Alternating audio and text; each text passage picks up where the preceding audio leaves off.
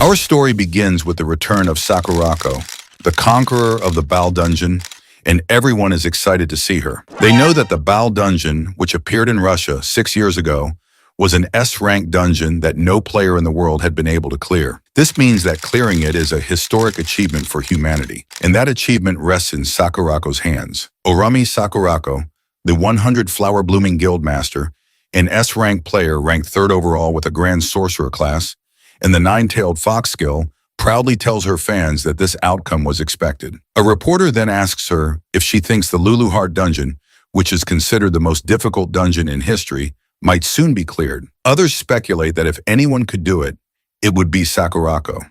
She smirks at the mention of the ultimate goal of all players, but tells everyone it has nothing to do with her. She arrogantly announces that she clears dungeons for herself. Then she walks off toward her car as reporters chase after her, trying to question her further, but she ignores them. Meanwhile, in our protagonist Kaki Yukari's house, he is watching Sakurako's video and realizes it's about time for his part-time job. He stands up to change his clothes, wondering if he remembered correctly that his job today was transporting supplies to a dungeon. He then recalls Sakurako's arrogant announcement about clearing dungeons for herself and falls silent for a moment. Later, on a city rooftop, he stands gazing at the dungeon tower in front of him, thinking that even he wishes he could challenge it. The Lulu Heart Dungeon is the first dungeon to have appeared in this world and is the most difficult dungeon globally, with no one ever having cleared it. Every time the news introduces a new player, Yukari dreams that one day he could be one of them, but it never happens. When he was evaluated, the specialists apologized and told him he was skillless and therefore unable to enter dungeons. Still, he remained persistent and tried to challenge dungeons. However, players didn't want to work with someone who was skillless and bullied him, calling him useless. Even his coworker advised him to stop dreaming, insisting that he didn't mean to be harsh, but was simply being a friend, saying he understood Yukari didn't want to accept it. But the truth was that he had no talent. Skillless, a term used for those who cannot receive the benefits of skills and are unable to become players. If a skillless person enters a dungeon, 90% of them die, and the remaining 10% go missing.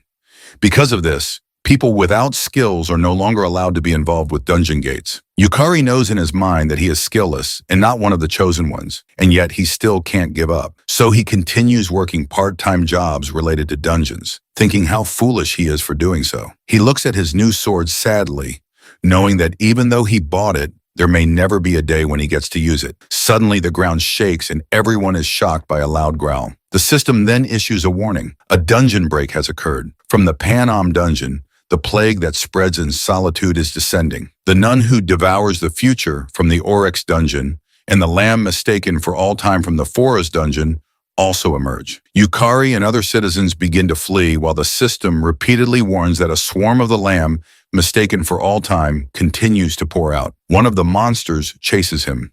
He runs with all his might, wondering why there are monsters in the middle of the city and what on earth is happening. He swings his sword backward to slash at the monster, but is shocked when the sword he just bought breaks in half without even scratching it. He looks back in fear and sees the monster's mouth about to bite him. He thinks he's going to die. Luckily, someone powerful appears just in time and uses the Scarlet Leafly Flash skill to slash the monster into pieces. She lands in front of him and asks if he is hurt. He is stunned when he sees Oramachi Sierra, a member of the 100 Flower Blooming Guild, an S-rank player ranked 8th with a Swordmaster class and the Eye of Truth skill. He stutters a thank you for saving him. She turns around and explains that monsters are overflowing from dungeons all over the world and that the area is especially dangerous, so he must flee at once. Yet, he asks if there's anything he can do to help. She replies with concern on her face that the only thing he can do right now is run away. He wants to object, but he knows better than anyone that he can't do anything. He replies that she's probably right. Sarah then walks forward and shouts for him to run now. He obeys and runs in the opposite direction,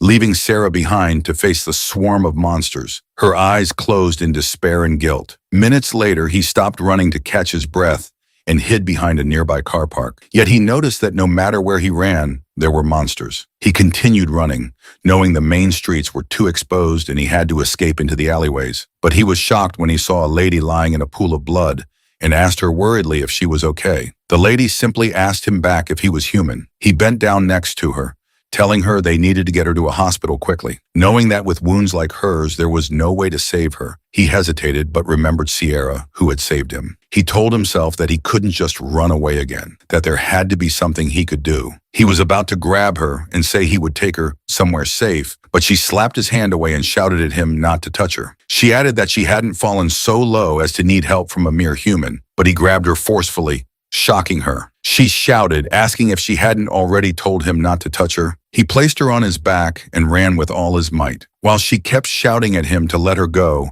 he simply shouted back for her to hold on because they were running. Meanwhile, the plague dragon that spread in solitude flew above the city, gathered power in its mouth, and released it downward, causing a massive explosion that turned everything to dust. Yukari, who was carrying the lady, was caught in the blast and thrown violently to the ground. He slammed and bounced a few times before stopping himself from rolling. He immediately sat up, trying to comprehend what had just happened. But when he looked back, he was shocked to see the dragon's eyes staring directly at him. He froze in fear, but grew confused when the dragon looked past him and began scanning the area, showing no interest in him. He wondered why it wasn't attacking. Perhaps it was searching for something. Snapping out of it, he realized he needed to help the lady. He frantically searched and found her lying on the ground nearby. He lifted her back onto his back and began running again. She looked at him and calmly asked why he kept resisting so much. She explained that even if they kept running, both of them would die anyway, and asked if that wasn't obvious. But he kept running and replied that she was absolutely right. Yet even so, that wasn't a reason to do nothing. He said he would simply do what he could right now, which surprised her. She then asked him if, in other words, he wanted to change the situation. He replied that he did and added that if he could, he'd even save the world. But he knew he couldn't.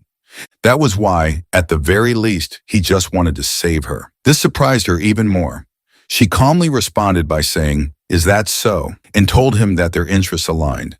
She pushed him away slightly, admitting she hated the idea of relying on a fragile human, but since he was the only vessel available, she had no choice. She offered him the chance to save the world in exchange for his soul. He asked how she could even do that, and she answered that it would be by going back to the past and starting over. She then ordered him to state his name, and he replied that his name was Kanaki Yukari. She cast a magic circle with overwhelming dark power, which shocked him. She introduced herself as Lulu Heart, the soul-devouring demon lord and ruler of the Lulu Heart dungeon. He couldn't believe he was seeing a demon lord. He then saw her take out a bright star and heard her say that the Lulu Heart dungeon was a golden memory that must never be lost. She squeezed the star and told him she was entrusting its fate to him. Suddenly, a strong force dragged him away, and the system displayed a message stating that although his life was empty, he had risked it to save the girl in the world.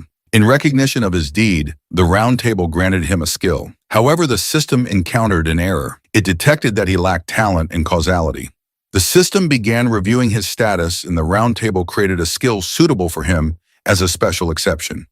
The system then generated a skill and revealed that he had been granted the skill Lost Man, a skill that loses oneself with an unknown rank. The system expressed respect and bestowed a blessing for his resolve to lose everything. A moment later, he opened his eyes and sat up in shock. He looked at his tablet and saw news about a new Baal dungeon appearing in Russia. He couldn't believe it, knowing that was a story from 6 years ago. He was even more shocked when he saw the date on his phone, wondering why it showed a date from 6 years ago. Suddenly, a lady with a sharp horn spoke, telling him that he had finally woken up. She smiled at him, causing him to drop his phone in horror as he wondered what had happened. Years ago, the Tower of Beginnings suddenly appeared in Shinjuku, and it was called the Lulu Heart Dungeon. As if in response, dungeon towers began emerging one after another across the world, and within them resided supernatural monsters. In contrast, those who awakened to extraordinary powers and skills also began to appear. These individuals were called players. Skills allowed their wielders to perform feats impossible for ordinary humans, defying the very laws of physics. Those chosen by skills ventured into dungeons, marking the beginning of a new era centered around them. In the present, a young Lulu Heart smiles at him, and in panic, he asks her what has happened. She simply replies that he has regressed, which confuses him even more. She then explains that he has regressed roughly 6 years into the past, and it was the result of the demon lord Lulu Heart's grand magic. He asks her if going back in time is even possible, and she proudly replies that nothing is impossible for her. However, she admits that she lost most of her magical power, which is why she ended up in such an adorable form, and informs him that no one else can see her but him.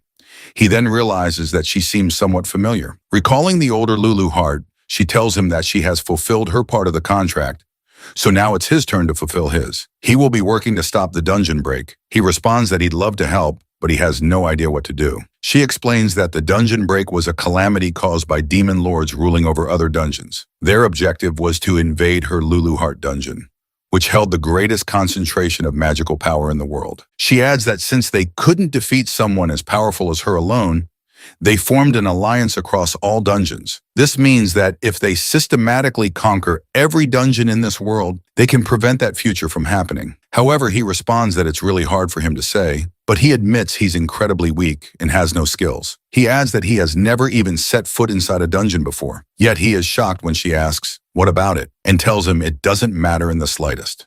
What's important is his resolve. She explains to him that to a demon lord like her, humans are all the same, so he shouldn't worry.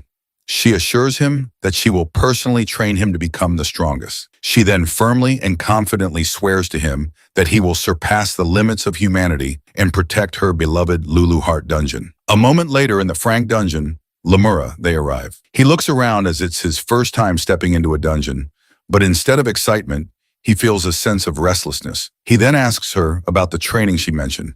She releases her power floating in the air and replies that he'll understand once they start. Seeing her dark magical power, he panics, shouting for her to wait a moment and asking what she's about to do. But she simply reaches out and places her hand on his chest, making him scream in pain. He feels dizzy and wonders what is happening. His head begins to ache so badly it feels like it's splitting. Yet she calmly explains that she infused her magic directly into his magical circuits. Now, even someone as skillless as him should be able to sense magic. He kneels on the ground in pain as her magic spreads through his body, and he wonders what she's talking about. She tells him that it seems by acquiring a skill, he also obtained a magical circuit to handle mana, but he doesn't listen. His body is overwhelmed with pain, burning from the inside. He can't think properly and feels himself slowly losing consciousness. At that moment, he wishes there were no pain. The system detects his desire to lose pain, and because of it, he meets the conditions of his unique skill, Lost Man. Suddenly, he feels the pain vanish.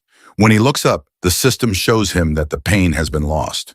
However, since the skill is only level 1, the effect duration is limited. He couldn't believe that the pain was gone and felt something circulating throughout his body. He looked at his hand and saw magical power, prompting him to ask if it was mana. He knew that mana was essential for using skills in class magic, and remembered that in the world before his regression, he couldn't even sense it. He clenched his hand, overjoyed to see magical power flowing from his body.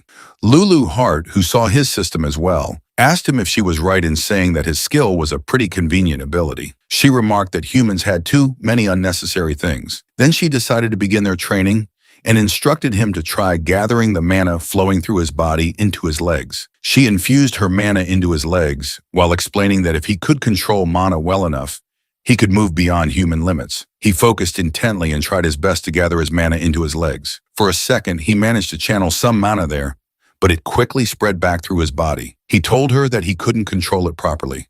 Whenever he tried to gather mana into his legs, it dispersed midway. She responded that she hadn't expected him to succeed from the start, which surprised him. He commented that she was kinder than he expected, admitting that he thought she would push him to get it right immediately. However, she smirked and laughingly told him that his will and ability didn't matter in the slightest. Confused, he asked what the hell that was supposed to mean. Then he noticed a sound around them and asked her if she heard it too. Suddenly, a monster appeared, rushing toward him. He froze for a second, then snapped to attention when he realized it was an orc. The orc chased after him as he ran, shouting in panic, asking what was happening and why there was an orc at the entrance. Floating beside him, she reminded him that even weakened, he had absorbed the demon lord. To a monster, that was like the finest delicacy appearing before its eyes. She then excitedly told him that monsters would now come to devour him. Meanwhile, she gracefully floated around with tea and cake while he ran for his life,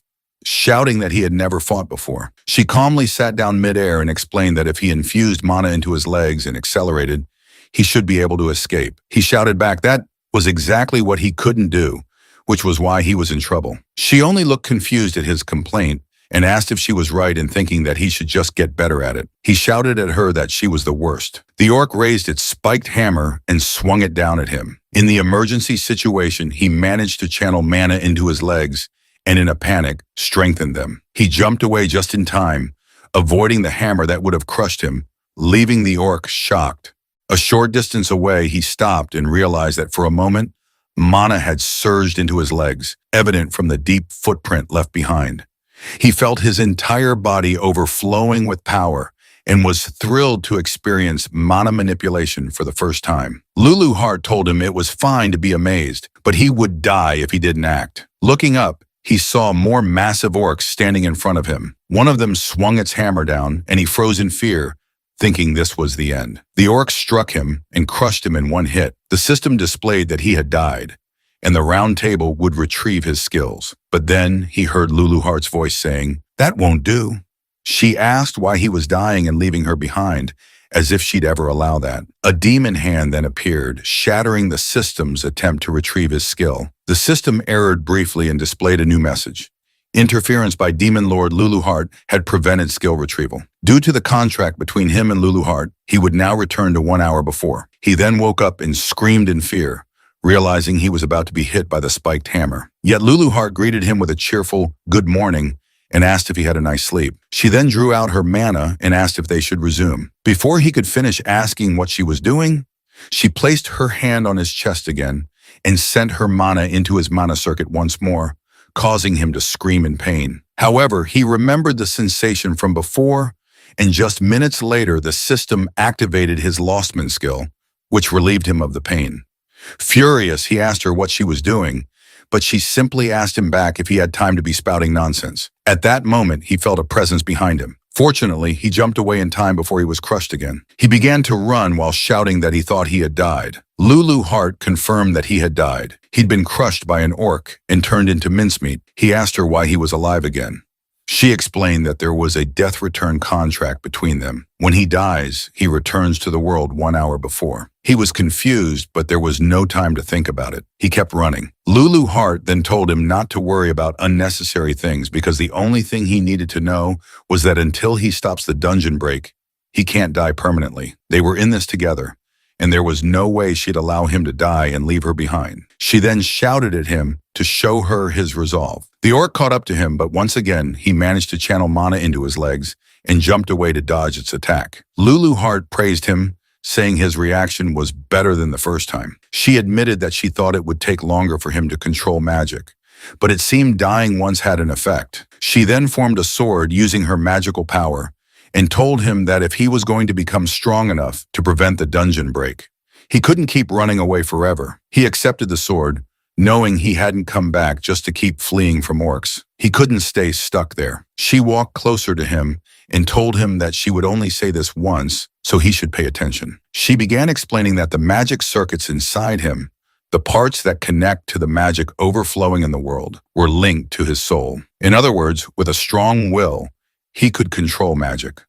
But to do that, he needed a strong desire, which could be a passionate wish to grow stronger, or even the arrogance of wanting to save the world. She then asked him what exactly he desired. He remembered the dragon that had effortlessly destroyed the city and replied that he wanted to stop the dungeon and he wanted to become strong. The orc raised its hammer and swung it at him, but he bent his body low to dodge it. He immediately sat up and dashed toward the orc, driven by his new determination. Raising his sword, he channeled his mana into the blade, which allowed him to slice the orc cleanly in half with a single swing. He then caught his breath in exhaustion, but he was glad he had done it. For the first time, he had defeated a monster. Lulu Heart reminded him that she had told him he could do it if he tried, and admitted that she was planning to have him die about 100 times to get his body used to magic.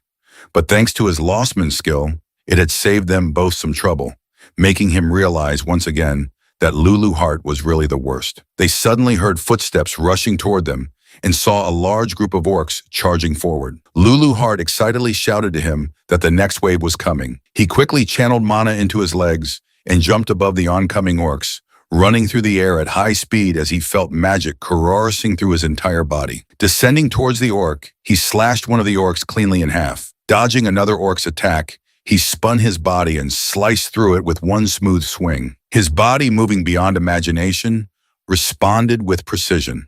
With growing confidence, he continued slashing through the orcs around him. 1 hour later, Lulu Heart praised him for defeating 10 orcs in a single hour, calling it pretty good for a beginner. He added that if he kept it up, he would grow even stronger. However, she remained silent. Suddenly, they heard someone screaming in the distance. Quietly approaching the sound, they saw a man holding a blood-drenched knife, shouting at someone, calling them an idiot, a real idiot.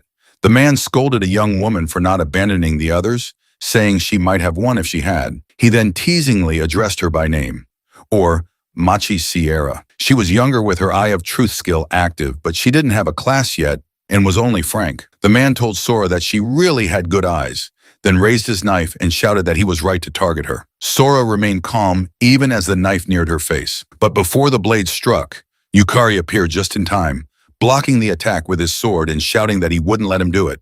Furiously, Yukari demanded if the man understood what he was doing, but the man stronger than him easily pushed him back and calmly asked who the hell he was. Sarah shouted that the man was a serial killer who targeted beginners, and she cried out in concern, urging Yukari to run away. He looked back and recognized her. Sierra, the S-rank player who had helped him in the world before his regression. The man, Akazuki K, pushed Yukari again and began slashing at him with his knife, tauntingly asking if he really had time to be looking away. Eventually, Yukari's sword was knocked from his hand.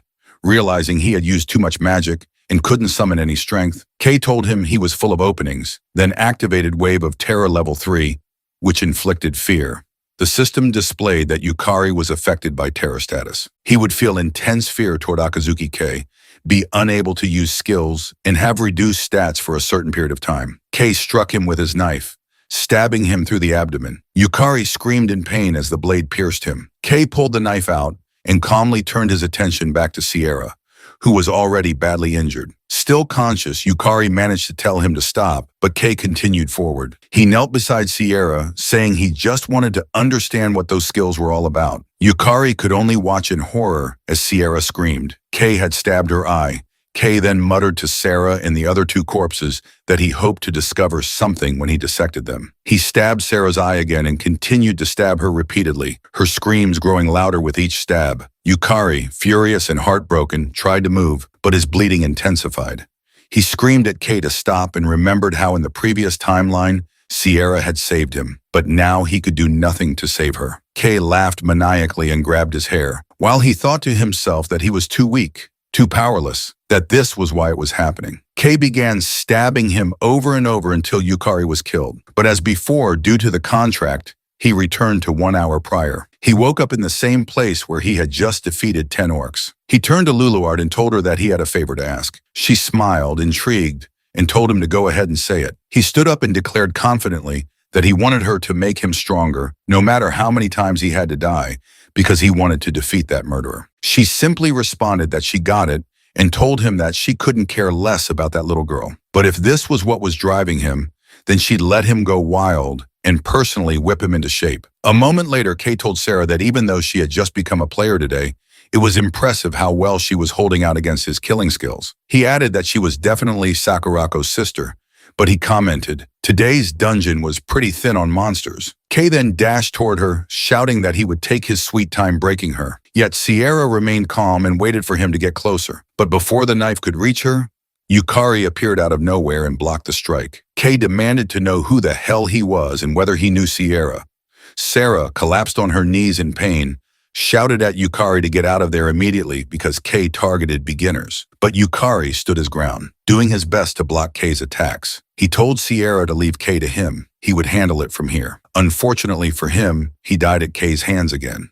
He remembered hearing about a beginner killer even before going back in time. But Sarah had never suffered such serious injuries before. He thought it must be his fault since he had lured all the dungeon's orcs away. Kei had free reign to strike. He knew he couldn't change that fact now. Even with Lulu Heart's contract, he couldn't return to a point earlier than his first death. He guessed that if he'd killed the orcs faster, it might not have happened. Once more, he thought everything had happened because he was weak. Then he died again. When he died for the third time, Lulu Heart lectured him, saying his swordplay was too straightforward, that killing Kay required a sneakier approach. On the fourth try, she told him to pay attention to the flow of his movements and to stop separating offense and defense. He needed to connect everything fluidly. On the fifth, she yelled that his mana was disrupted again and warned him never to lose focus no matter what was happening. On the sixth, she taught him to read his opponent's mana and assured him that by doing so, he would naturally anticipate their next move. On the seventh, she told him Kay's strategy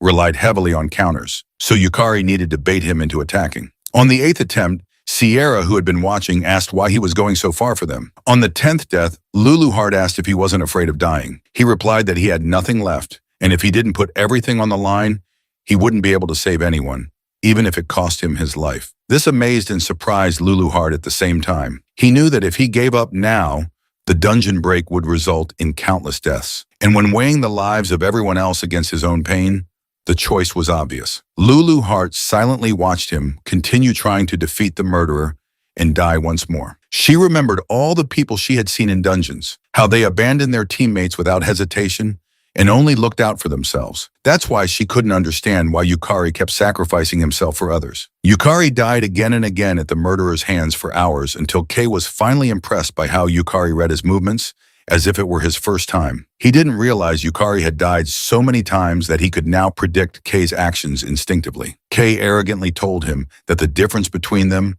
was their commitment to dying, that Yukari didn't have it in him. Yukari was momentarily confused and wondered if even after all this, his resolve still wasn't enough. But then he stood up thinking to himself, even so, and even then, he wouldn't let anyone die. Luluhart was speechless for a moment before shouting to him that she hadn't expected him to come this far. So now she would tell him what was missing, the final piece he needed. She told him the missing piece was recognizing how strong he had already become. Her words shocked and stunned him into silence. He then looked away, not knowing how to respond. Luluhart told him he was still stuck seeing himself as weak. It was true that he had no talent, no skills, and no mana in the past, yet he kept coming back, even after dying over and over.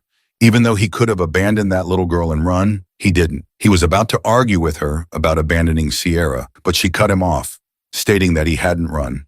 And no matter how many times he lost his life, he had chosen to keep fighting. That was why he had grown strong. She floated closer to him, pointed at him, and told him that even she, the demon lord, acknowledged his strength. She questioned why he was still moping and ordered him to stand up and lift his head. He obeyed. Kay swung the knife in his direction, but he easily dodged it. Luluhart pointed out that he could now read Kay's knife movements. Kay was shocked when he saw Yukari bend down and swing his sword to counterattack, which Kay blocked. Luluhart encouraged Yukari to swing his blade with everything he had, and Yukari managed to push Kay away with his sword, despite Kay using his knife to resist. Luluhart then remarked that Yukari could cut Kay down now, and he saw that he had slashed Kay's hand as well. She pressed him further, demanding to know how long he would continue, pretending he was weak, and shouted for him to accept his strength.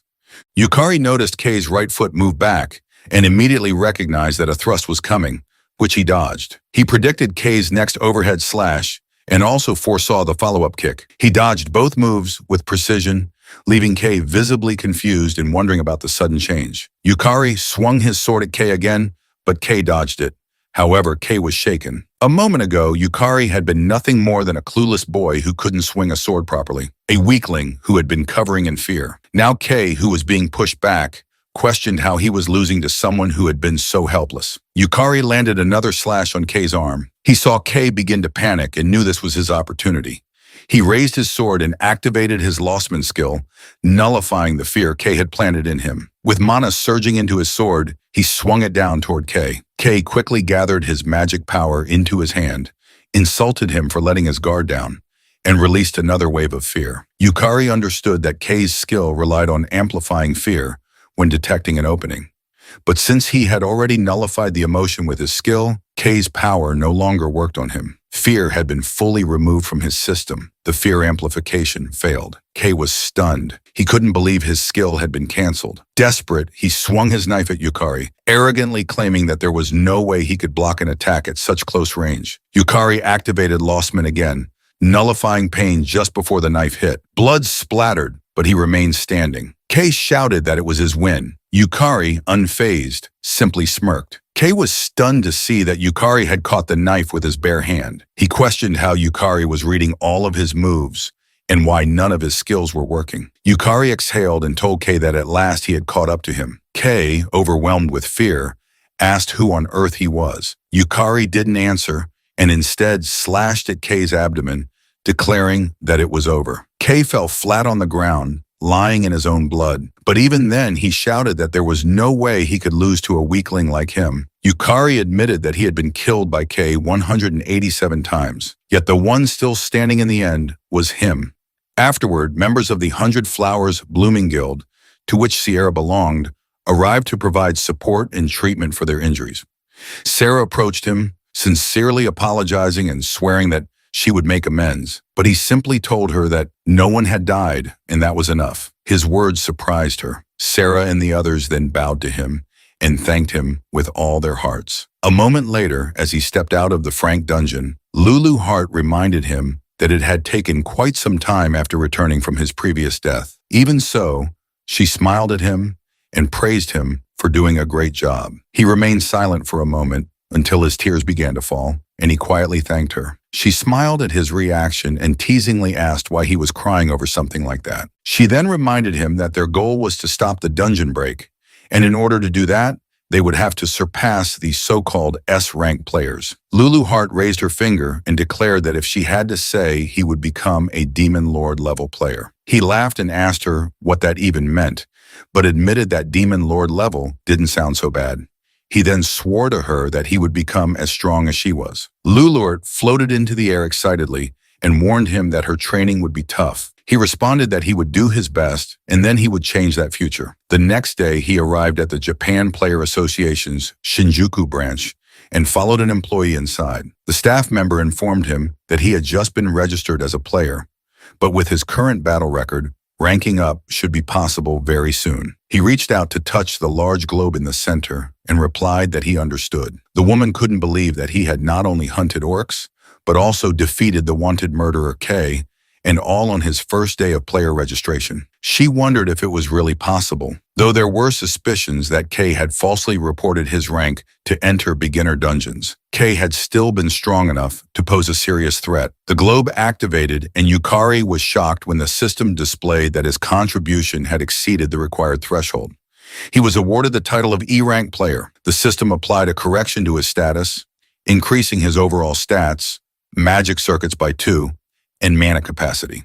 Additionally, his skill Lost leveled up to level 2, which increased the effect duration by 3 and expanded the range of targets that could be lost. He knew that with this, he had finally become an E-rank player. At last, he could choose his class. Later, he was waiting inside a building when a woman entered, thanking him for waiting and apologizing for calling him there on such short notice. He looked back and was surprised to see the elegant Sierra approaching him. She noticed him staring and asked if something was the matter. He awkwardly replied that it was nothing, but in that moment, he realized that he had forgotten because of everything that had happened, that Sierra was the daughter of the Oromachi conglomerate, meaning she was a true high-class lady. He remembered that before his regression, Sarah had become an S-rank player who rose to 8th place in the world.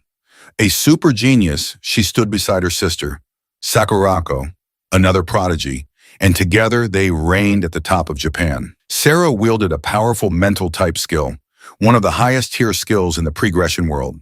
It was a skill that could see through falsehoods. Not only could it detect lies and deception, but it also exposed feints in battle. Saya thanked him again for what had happened the day before and told him that the reason she was alive was entirely because of him. But he clarified that it was because she had protected the other two. Yukari later discovered that Sierra had never attempted a dungeon raid before, and yet she managed to keep fighting Kay while protecting 2 injured people, something he could hardly believe. She then held his hand and told him that hearing those words made her feel a little better, causing him to blush as she stood a little too close. They then entered a small cafe where Sierra informed him that she would explain about classes as they had discussed the day before. She asked if they should proceed with the class selection, admitting that it might be a bit pushy of her. She went on to explain that a job class was something a player could choose upon reaching E rank. It was similar to choosing a profession, and classes were broadly divided into physical-based, magic-based and mental-based categories. She added that a person's class was generally determined by their personality and abilities, and that their skills were reflected accordingly. For physical-based classes, examples included warriors, knights, and thieves. In magic-based classes, there were options like sorcerers and priests. For mental-based classes, there were unique and specialized options such as alchemists, clerics, or summoners. He recalled that before the regression, he had been somewhat of a player geek and had done extensive research on classes. In the pre-gression world, Sarah had chosen the Swordmaster class, which came with a unique ability, counter, paired with her lie-detecting skill. This allowed her to predict her opponent's actions with complete accuracy and land flawless counters. People even referred to it as cheating. Sarah then told him something important to keep in mind, that skills and classes had compatibility factors. She explained that if someone with magic-based skills chose a magic-based class, the synergy between them created enhanced effects that strengthened their power. However, if someone with magic-based skills chose a physical-based class, both their magic and physical abilities would end up average, making them a jack of all trades, but master of none. She added that although she didn't know exactly what his skill did, he should be careful. He thanked her, saying the information was helpful. He then realized that his skill, Lostman, was something he had never heard of before, even in his past life, and had no idea what kind of class options he would receive. Lulu Hart, who was floating nearby, appeared to understand the logic behind people having abilities after hearing Sarah's explanation. Sarah stood up and waved goodbye to him, saying she needed to go first for her class evaluation. Later in the same cafe, Sierra returned and thanked him for waiting. He asked if she had decided on her class. She replied that she had, and told him she had received about 4 options, including Swordmaster and Paladin. He was shocked, knowing that even having that many high-tier options at her level would normally label someone a genius. Sierra then excitedly shared that she had chosen the S-rank classmate. This shocked him even more, knowing that it was indeed an S-rank class that combined elegant magic with cold, calculated combat techniques. He recalled that before the regression, Sarah should have chosen the A-rank Swordmaster class. Yet now she was excited to stand shoulder to shoulder with brave people like him. He was stunned that she had called him a brave person and felt genuinely happy that she thought of him that way. She told him that it was now his turn, prompting him to stand up and head toward the class evaluation. He stopped in front of the globe, remembering that before the regression, he had never even gotten the chance to choose a class. He had no idea what kind of options would appear. Placing his hand on the globe, he watched as it began processing his class aptitude assessment. Suddenly, the system produced an error, startling him. He wondered if it was a malfunction, but then the system displayed that it had detected an unknown reaction within him and had begun redefining his class. This caught Lulu Hart's attention. When the system completed the assessment, he was shocked to see the result. His class was identified as Soul Eater, marked as rank X++. It wielded the power of the soul-devouring demon lord. The system explained that soul eaters could sometimes devour their enemies to absorb their strength, while at other times they commanded the subdued souls to dominate the battlefield. He was completely confused as this class had never even appeared as an option before. Then several class-specific skills unlocked before him: Soul Loss, Soul Trial, Soul Devour, and Soul Harvest. Overwhelmed, he shouted that he had never heard of any of this, not even before the regression, and frantically asked what it all meant. Lulu Hart grabbed his shoulder and shouted back that it was her ability. They examined his new class carefully, and Lulu Hart wondered aloud if the ghosts of the round system had judged her as part of the darkness. The system then proceeded to explain every class skill he had unlocked. A moment later, he returned to the cafe where Lulu Hart was waiting. She asked him if he had chosen a class, and he confirmed that he had, revealing that it was a class called Soul Eater. Lulu Hart responded that she had never heard of such a class before and appeared confused, noting that both of them had ended up with unprecedented, unique classes. Suddenly appearing beside him, Lulu Hart shouted that it was perfect timing. She ordered him to challenge Sierra to a mock battle, instructing him to fight using his power and test out his class. She added that they would talk afterward, which startled him. Minutes later, inside the indoor arena at the Japan Player Association's Shinjuku branch, he stood across from Sarah to begin their mock battle. He was surprised when he saw that she was wearing a maid outfit and asked why. She casually replied that it was because the outfit excited her. News had quickly spread, and players began gathering inside upon hearing that Sierra was about to fight. Her opponent was a rookie who had defeated Kay, the notorious beginner hunter. One of the staff members announced the start of the match and called for the battle to begin as the two faced each other. He reminded himself that Soul Eater was an unknown class, and this would be his first time testing it in actual combat. He activated his Soul Loss skill, which boosted his magic power, but simultaneously debuffed his stamina. He was shocked by the debuff. Before he could fully process what was happening, the system indicated that his Lostman skill had activated and had nullified the emotion of hatred. Lulu Hart then appeared above him, teasingly noting that she had forgotten to mention that her power was incredibly strong, but came with drawbacks. He quickly figured out that she had likely left that part out on purpose. Snapping him back to the moment, Sierra asked if he was finished testing his class. He assured her that he was ready. Sierra smiled briefly at his answer, but within a second, her expression grew serious. She warned that she was coming. He focused his gaze as she dashed forward. She was fast. The system displayed that Maid's work tools had been activated, a class skill that manifested exclusive tools used by maids. Various weapons appeared as part of the summoning. She threw several kitchen knives at him, which he managed to deflect. Despite this, Sierra continued closing the distance. She drew the sword at her waist and swung it at him. Fortunately, he blocked it with his own sword. He quickly realized that Sarah's lie detection ability also allowed her to see through combat feints, meaning he had no choice but to confront her head-on. Sarah questioned whether he really had time to think, then threw another knife at him. He bent backward just in time to dodge it. Immediately, he straightened his posture and looked toward her. She was already summoning additional weapons. Knowing she was preparing for another attack, he activated his Lost Man skill again, nullifying fear. She threw several more knives at once, but he blocked, dodged, and evaded them effortlessly as he dashed toward her. She was shocked and asked if what she was seeing was real. She was even more stunned when he appeared in front of her, with incredible speed, ready to swing his sword. Sierra managed to block the attack, but she felt the overwhelming force behind it. He then forcefully pushed her back, stunning the watching players around the arena. He felt magical power overflowing through his body, thanks to the effects of soul loss, and the sensation excited him. For the first time, he was truly experiencing the full potential of his class skill. On the other hand, Sarah landed on the floor with her foot and thought to herself that his straightforward fighting style was something else. Unlike Kay, it would have been easier if he had used feints. She was then shocked when she saw him charging toward her at high speed. She did her best to block every swing of his sword, noticing that his attacks surged like a tsunami. Despite having about as much player experience as she did, she wondered how he had become so skilled in combat. He jumped and swung his sword downward, knowing he needed to push through. However, he was caught off guard when he saw Sierra smiling. She then activated her maid's cooking technique and released a strong flame around her, which shocked him further. He attempted to extinguish the flames near him by stepping into them and questioned whether the maid class could even use fire magic. Sarah responded proudly that no one handled fire better than a maid and declared that she would cook him too.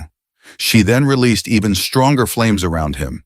He sprinted away at speed, dodging the inferno while shouting in disbelief that it didn't make any sense. Sarah hurled even hotter flames at him and dashed forward with her sword, reminding him that a maid's job included cooking, and cooking meant fire.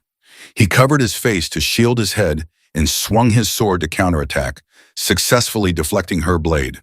Although he struggled against the searing heat, in that moment, he realized this was Sarah's true power. Power that would one day elevate her to strength. He thought to himself that if Sarah had a proper team, even Kay wouldn't have stood a chance. She summoned another barrage of knives and declared that she wasn't done yet. He remained silent and simply stared at her, impressed by the determination in her eyes. Despite everything, there was no sign she was giving up. She threw the knives at him and he tried his best to deflect them. However, one slipped through his defense and struck him in the arm. Suddenly, Sierra appeared in front of him and declared the battle over. Anticipating her move, he immediately controlled his mana internally and released it outward while swinging his sword upward. He activated his Lostman skill, nullifying the pain just before her kick landed. Because of it, he felt nothing and remained standing firmly, which shocked her. She couldn't believe it. Despite delivering a direct hit, he showed no reaction.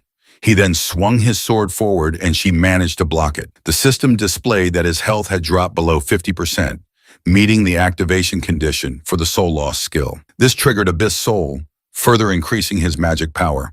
He launched another strike at her, and Sar couldn't believe his magic output was rising even under such conditions. He continued his assault. She blocked once again with her daggers, but they began to crack under the sheer weight of his attacks. He pressed forward, swinging at her relentlessly, and she realized that she wouldn't be able to block them all. He noticed her beginning to struggle and recognized that the end was near. He positioned himself for the final blow and declared that it would be the finishing strike. Imbuing mana in his sword, he swung his sword at her, sending her flying across the arena and ending the match. The announcer declared him the winner. Sarah stood up calmly and acknowledged that she had expected that result from Yukari. She then extended her hand to him, admitting that it was a complete defeat for her. He shook her hand and responded that it was just luck, adding that if they fought again, she would likely win. She asked him seriously if he really meant it, to which he replied yes, telling her that he believed she would become the best player. But then he heard her make an unpleasant sound. Looking at her with confusion, he asked her why. Suddenly, she screamed in frustration, shocking him. She began shouting, demanding to know what that movement was and why he had jumped straight into a barrage of throwing knives. Trembling slightly, she asked if the screws in his head were completely loose. He could only laugh awkwardly in response. He realized then that Sierra was far more expressive than he had initially thought. She yelled that she had been so sure she'd win with that spinning kick, and her own inexperience was absolutely infuriating. Then she pointed at him, startling him, and swore that she wouldn't lose the next time. He was taken aback for a moment, but then smiled and told her that he would win again next time. The following day, in front of the E-rank dungeon known as Realm Gate, he asked Luluheart to confirm if this was the correct dungeon. She affirmed that it was and explained that it should be the perfect place to test the Soul Eater's abilities. She informed him that she had picked an easy dungeon so he could take it easy, and he agreed. He stepped forward confidently while Luluheart smiled, watching him enter the E-rank dungeon. Moments later, outside the dungeon, the guards were shocked and questioning what was happening. They reported to their captain that there was a sudden magic surge inside the dungeon. It had transformed into a red dungeon. They immediately rushed to call for backup from the 100 Flowers Blooming Guild and alerted the player association. Meanwhile, inside the dungeon, Yukari was already busy cutting monsters in half, when another monster appeared behind him and swung its sword to kill him. He easily dodged the attack and moved away instantly. He then lifted his sword and swung it backward, severing the monster's head in a clean strike. Without stopping, he rushed forward and slashed through the monster in front of him as well. Minutes later, he was kneeling on the ground in exhaustion, asking Luluheart why the enemies were so strong if this was supposed to be an E-rank dungeon. Luluheart remained silent, not because she didn't know, but because she was surprised. Despite it being a red dungeon where monsters entered a berserk rampage and became several times stronger, Yukari had taken them down during his first encounter. Not only that, he had overpowered them without dying even once. She smirked, realizing that Yukari's growth was progressing much faster than she had anticipated. In that moment, she thought to herself that he was truly interesting. Luluheart laughed to herself, thinking that she would have to prepare even harsher training going forward, which immediately terrified him. The system then displayed that his class ability, Soul Eater, had auto-activated. He was surprised when he saw mana pouring from the defeated monsters' bodies and entering his own. He felt his body rapidly filling with energy. The system notified him that his mana capacity and status had increased. Luluheart explained that he had consumed the monsters' souls, which were being converted into mana. She added that the more enemies he defeated, the stronger he would become. This was the first true essence of his ability. He acknowledged her insight and remarked that it was to be expected from the original owner of the class.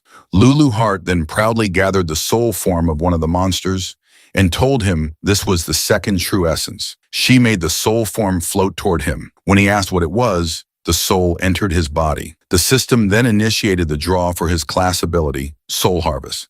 After several seconds of evaluation, he acquired the Armor Knight Soul, a soul clad in sturdy armor with high resistance to physical attacks, which shocked him. Luluheart explained that a soul was the core of a monster, and that if he supplied it with mana, it could be materialized. He attempted to infuse mana into the soul, which successfully activated his soul command ability, allowing him to materialize the Armor Knight's soul. He summoned the knight and stared in amazement, shouting in excitement that it felt like a summoning spell. Luluheart quickly corrected him, warning not to compare it to mere summoning. It only resembled a puppet because his mana was currently insufficient. She stated that soul embodiment was an ability on par with the creation of life itself. Upon hearing this, he realized he had almost forgotten how powerful Luluheart truly was, given her tiny current form. He nodded at her proudly, which made her annoyed, prompting her to ask if he wanted her to crush him.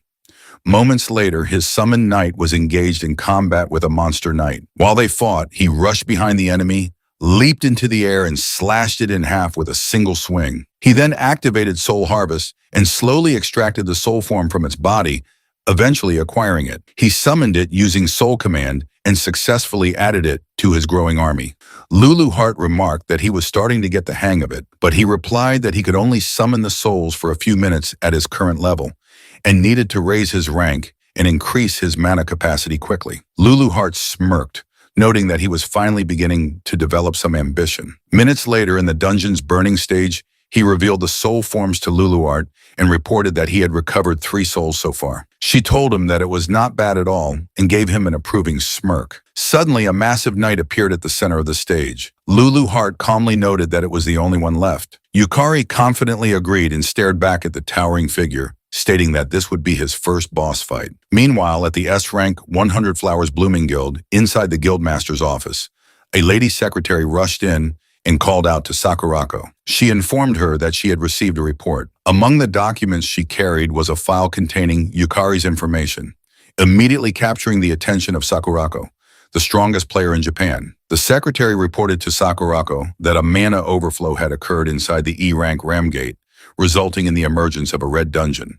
Sakurako responded calmly, remarking that it was a nuisance. She then ordered the secretary to immediately dispatch B-rank players and have the 4th squad on standby, just in case. The secretary agreed without hesitation. Sakurako then asked if anyone had already entered the dungeon. The secretary replied that they had received a report of an E-rank player named Kaki Yukari entering alone. Upon hearing his name, Sakurako stopped walking.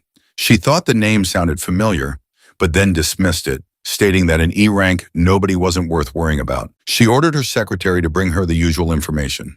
The secretary presented a list of everyone who had approached Sierra the previous day. Sakurako began speedily reviewing the documents, her mood shifting to irritation as she grew furious that unworthy people were getting close to Sarah. In her eyes, they were all equally worthless. She stopped abruptly when she came across a photo of Sarah and Yukari talking in the cafe. When she asked about the photo, the secretary calmly replied that it was taken during lunchtime. Sakurako pulled the photo from the pile and finally recognized Yukari as the one who had sparred with Sarah. She realized that she had overlooked him at the time, too focused on admiring Sierra's graceful fighting style. Her expression twisted with anger as she pointed at Yukari in the photo, thinking that another worthless insect was trying to latch into her Sierra. Meanwhile, in the E-Rank Dungeon's boss room, Yukari was on his 24th death in regression. Lulu Hart, floating lazily in the air, asked how much longer he planned to keep fighting, admitting that she was getting bored. He was locked in a battle with the boss when he shouted at her to be quiet, insisting the boss was far too strong. Lulu Hart simply smiled, knowing it was not a regular boss. It was a monster supercharged by the dungeon's mana overflow. An easy win was out of the question. Yukari reminded her that she had told him this dungeon was the perfect difficulty, but she teasingly responded by asking whether he didn't want to get stronger. She claimed that facing stronger enemies was exactly how one grew. He yelled that he was an idiot for trusting her, but just then the boss's sword came dangerously close to his head. He narrowly dodged the attack in time. He realized there was a huge rank gap. His attacks barely scratched the enemy, and one slip up could mean instant death. He managed to dodge another swing and deflected the next blow, telling himself that it wasn't as if his attacks were doing nothing at all. Suddenly, the boss dashed at him with incredible speed and launched a powerful fist toward him. Knowing he couldn't dodge, he activated Lost Man to nullify the pain. He blocked the boss's fist with his arm. Thanks to his skill, his health only dropped below 50%. He then activated Soul Loss and Abyss Soul, significantly increasing his mana. With a burst of strength, he pushed the boss's fist away and jumped back. He knew that Soul Loss drastically boosted mana as his health decreased. Though the activation conditions were strict, the resulting power surge was enormous. He stood his ground, telling himself that the real battle began now. Activating Soul Command, he manifested the Armor Knight Soul and ordered it to draw the boss's attention without attacking, focusing solely on defense. The summon followed his command and successfully distracted the boss. Knowing the knight couldn't inflict damage, he relied on its defensive role while moving into position. He reappeared behind the boss and slashed at it, drawing its attention. The boss turned to him. In response, he manifested another Armor Knight Soul and dodged the boss's sword. He ordered his summons to strike whenever the boss focused on him. Following the order, the souls slashed the boss from behind, distracting it again. He wiped the sweat from his brow, confident that he had seen all these patterns through his many regressions. As long as he stayed focused, he wouldn't be hit. He told Lulu Hart that giving orders while fighting had been tricky at first, but he was finally getting used to it. She simply smiled in response, noticing how well he coordinated without overestimating himself. She quietly observed that he truly shined the brightest when pushed to his limits. Elsewhere in the 100 Flowers Blooming Guild, Sakurako told her secretary that everything had worked out perfectly. When asked how, she explained that a red dungeon formed due to mana overflow, dramatically increasing its difficulty, something a beginner could never clear solo. She then tore the photo of Yukari in half, coldly, stating that by now he was probably nothing more than dust. She ripped the image into pieces and hugged Sierra's photo tightly, telling her secretary that she was sure they both agreed. Any worthless insect crawling near Sierra should die. The secretary agreed nervously, quietly backing away in fear. Sakurako then recalled the video of Yukari defeating Sierra and admitted that if by some miracle an E-rank beginner managed to clear a red dungeon, it would shake the entire ranking system to its core. It would be an unprecedented historical event, something not seen since the dawn of dungeon history. Meanwhile, inside the E-rank dungeon, Yukari activated Soul Loss again, boosting his mana and nullifying fear. He gathered mana into his foot and leaped toward the boss from behind. As his health decreased another 10% due to his skills debuff, his abyss soul entered a hyperactive state, dramatically increasing his mana. He brought his sword down with all his might in one decisive strike, landing a blow to the boss's head. Lulu Hart smirked proudly as she watched. With that, he successfully defeated the dungeon boss, the Knight of Flames, Homer, and claimed the Ring of Flames dropped upon its death. He also acquired Homer's soul. Hours later, in Sakurako's private room at the 100 Flowers Blooming Guild, she was stunned to hear that Yukari had cleared a red dungeon. Her secretary reported that it appeared Yukari had done it solo, which shocked her even more. Knowing that red dungeons featured drastically higher monster strength and overall difficulty, she found it unthinkable that a total novice could manage such a feat after just a few days as a player. The secretary added that Yukari was also the one who had taken down the wanted criminal Kei. Sakurako recalled watching Yukari's mock battle with Sarah. His skills were clearly amateurish, yet he showed no fear of death, and his eyes were filled with madness. She smirked, thinking things were getting interesting. She then ordered the guild to dig up everything they could on Yukari, and declared that if he turned out to be the real deal, they would recruit him into their guild. She also announced that Shikamura Kazuki would hand over command of his C-rank squad to Yukari. This announcement shocked the secretary and another woman present, who both turned their attention to Kazuki. Kazuki couldn't believe what he was hearing and asked her to confirm if she had really said his squad. She coldly warned him not to make her repeat herself, stating she hated repeating things. Her tone startled and irritated Kazuki at the same time. She leaned closer to him and told him that if he was dissatisfied, he should prove that he was more capable than Yukari. She then turned and walked away, stating that she would entrust the full investigation of Yukari to him. Kazuki, furiously holding back his frustration, responded that he understood. Sakurako smirked and glanced back at him, thinking Kazuki was an easy man to manipulate. He couldn't even hide his killing intent, but she also thought that if Kazuki managed to kill Yukari, then that would be the extent of Yukari's potential. Regardless, she was looking forward to some interesting results. 1 week later, players gathered outside the Vine Gate, a D-rank dungeon. Sarah addressed the group, informing them that they would be tackling the dungeon that day, and that 3 members from the 100 Flowers Blooming Guild would be joining the raid. Shikamura Kazuki, a C-rank player with a gladiator class and a strength multiplier skill, introduced himself as the appointed leader of the party. He extended his hand to Yukari, who shook it, and introduced himself in return. Suzumura Ayaka, a C-rank player with a Sage class, a mana cost reduction skill, and a member of the 100 Flowers Blooming Guild, nodded in greeting. Kato, a D-rank player with a sorcerer class and a combo bonus skill, also nodded. He was affiliated with the Hayaka Ryorin Guild. Sarah proudly told everyone that Yukari had cleared the recent red dungeon entirely on his own. Yukari modestly responded that it was just luck. Sarah, however, told him that it was just like him to be modest and that he should be proud of his accomplishments. Senzaki Yumio, a C-rank player with an assassin class and the class genius skill from the Sakura Guild, interrupted to ask if he was the rumored rookie. Ishibashi Yuka, a D-rank player with an enchanter class and a wide area effect skill, nodded silently in greeting to the group. Yamamoto Taiyo, a D-rank player with a warrior class and a hardening skill, laughed and said that solo clearing a red dungeon was awesome. He admitted he was jealous, having been stuck at Dank for ages. Sarah responded that it was nonsense and praised Taiyo's top-tier tanking ability. The party continued their cheerful introductions, unaware that Kazuki was silently glaring at Yukari from the side. Later, the entire group was inside the vine gate of the D-rank dungeon, where they encountered a swarm of undead. As the battle unfolded, Sho shouted that there were far too many monsters, but Kazuki barked at them to stay in formation. In frustration, Umio yelled that this wasn't the time for textbook tactics.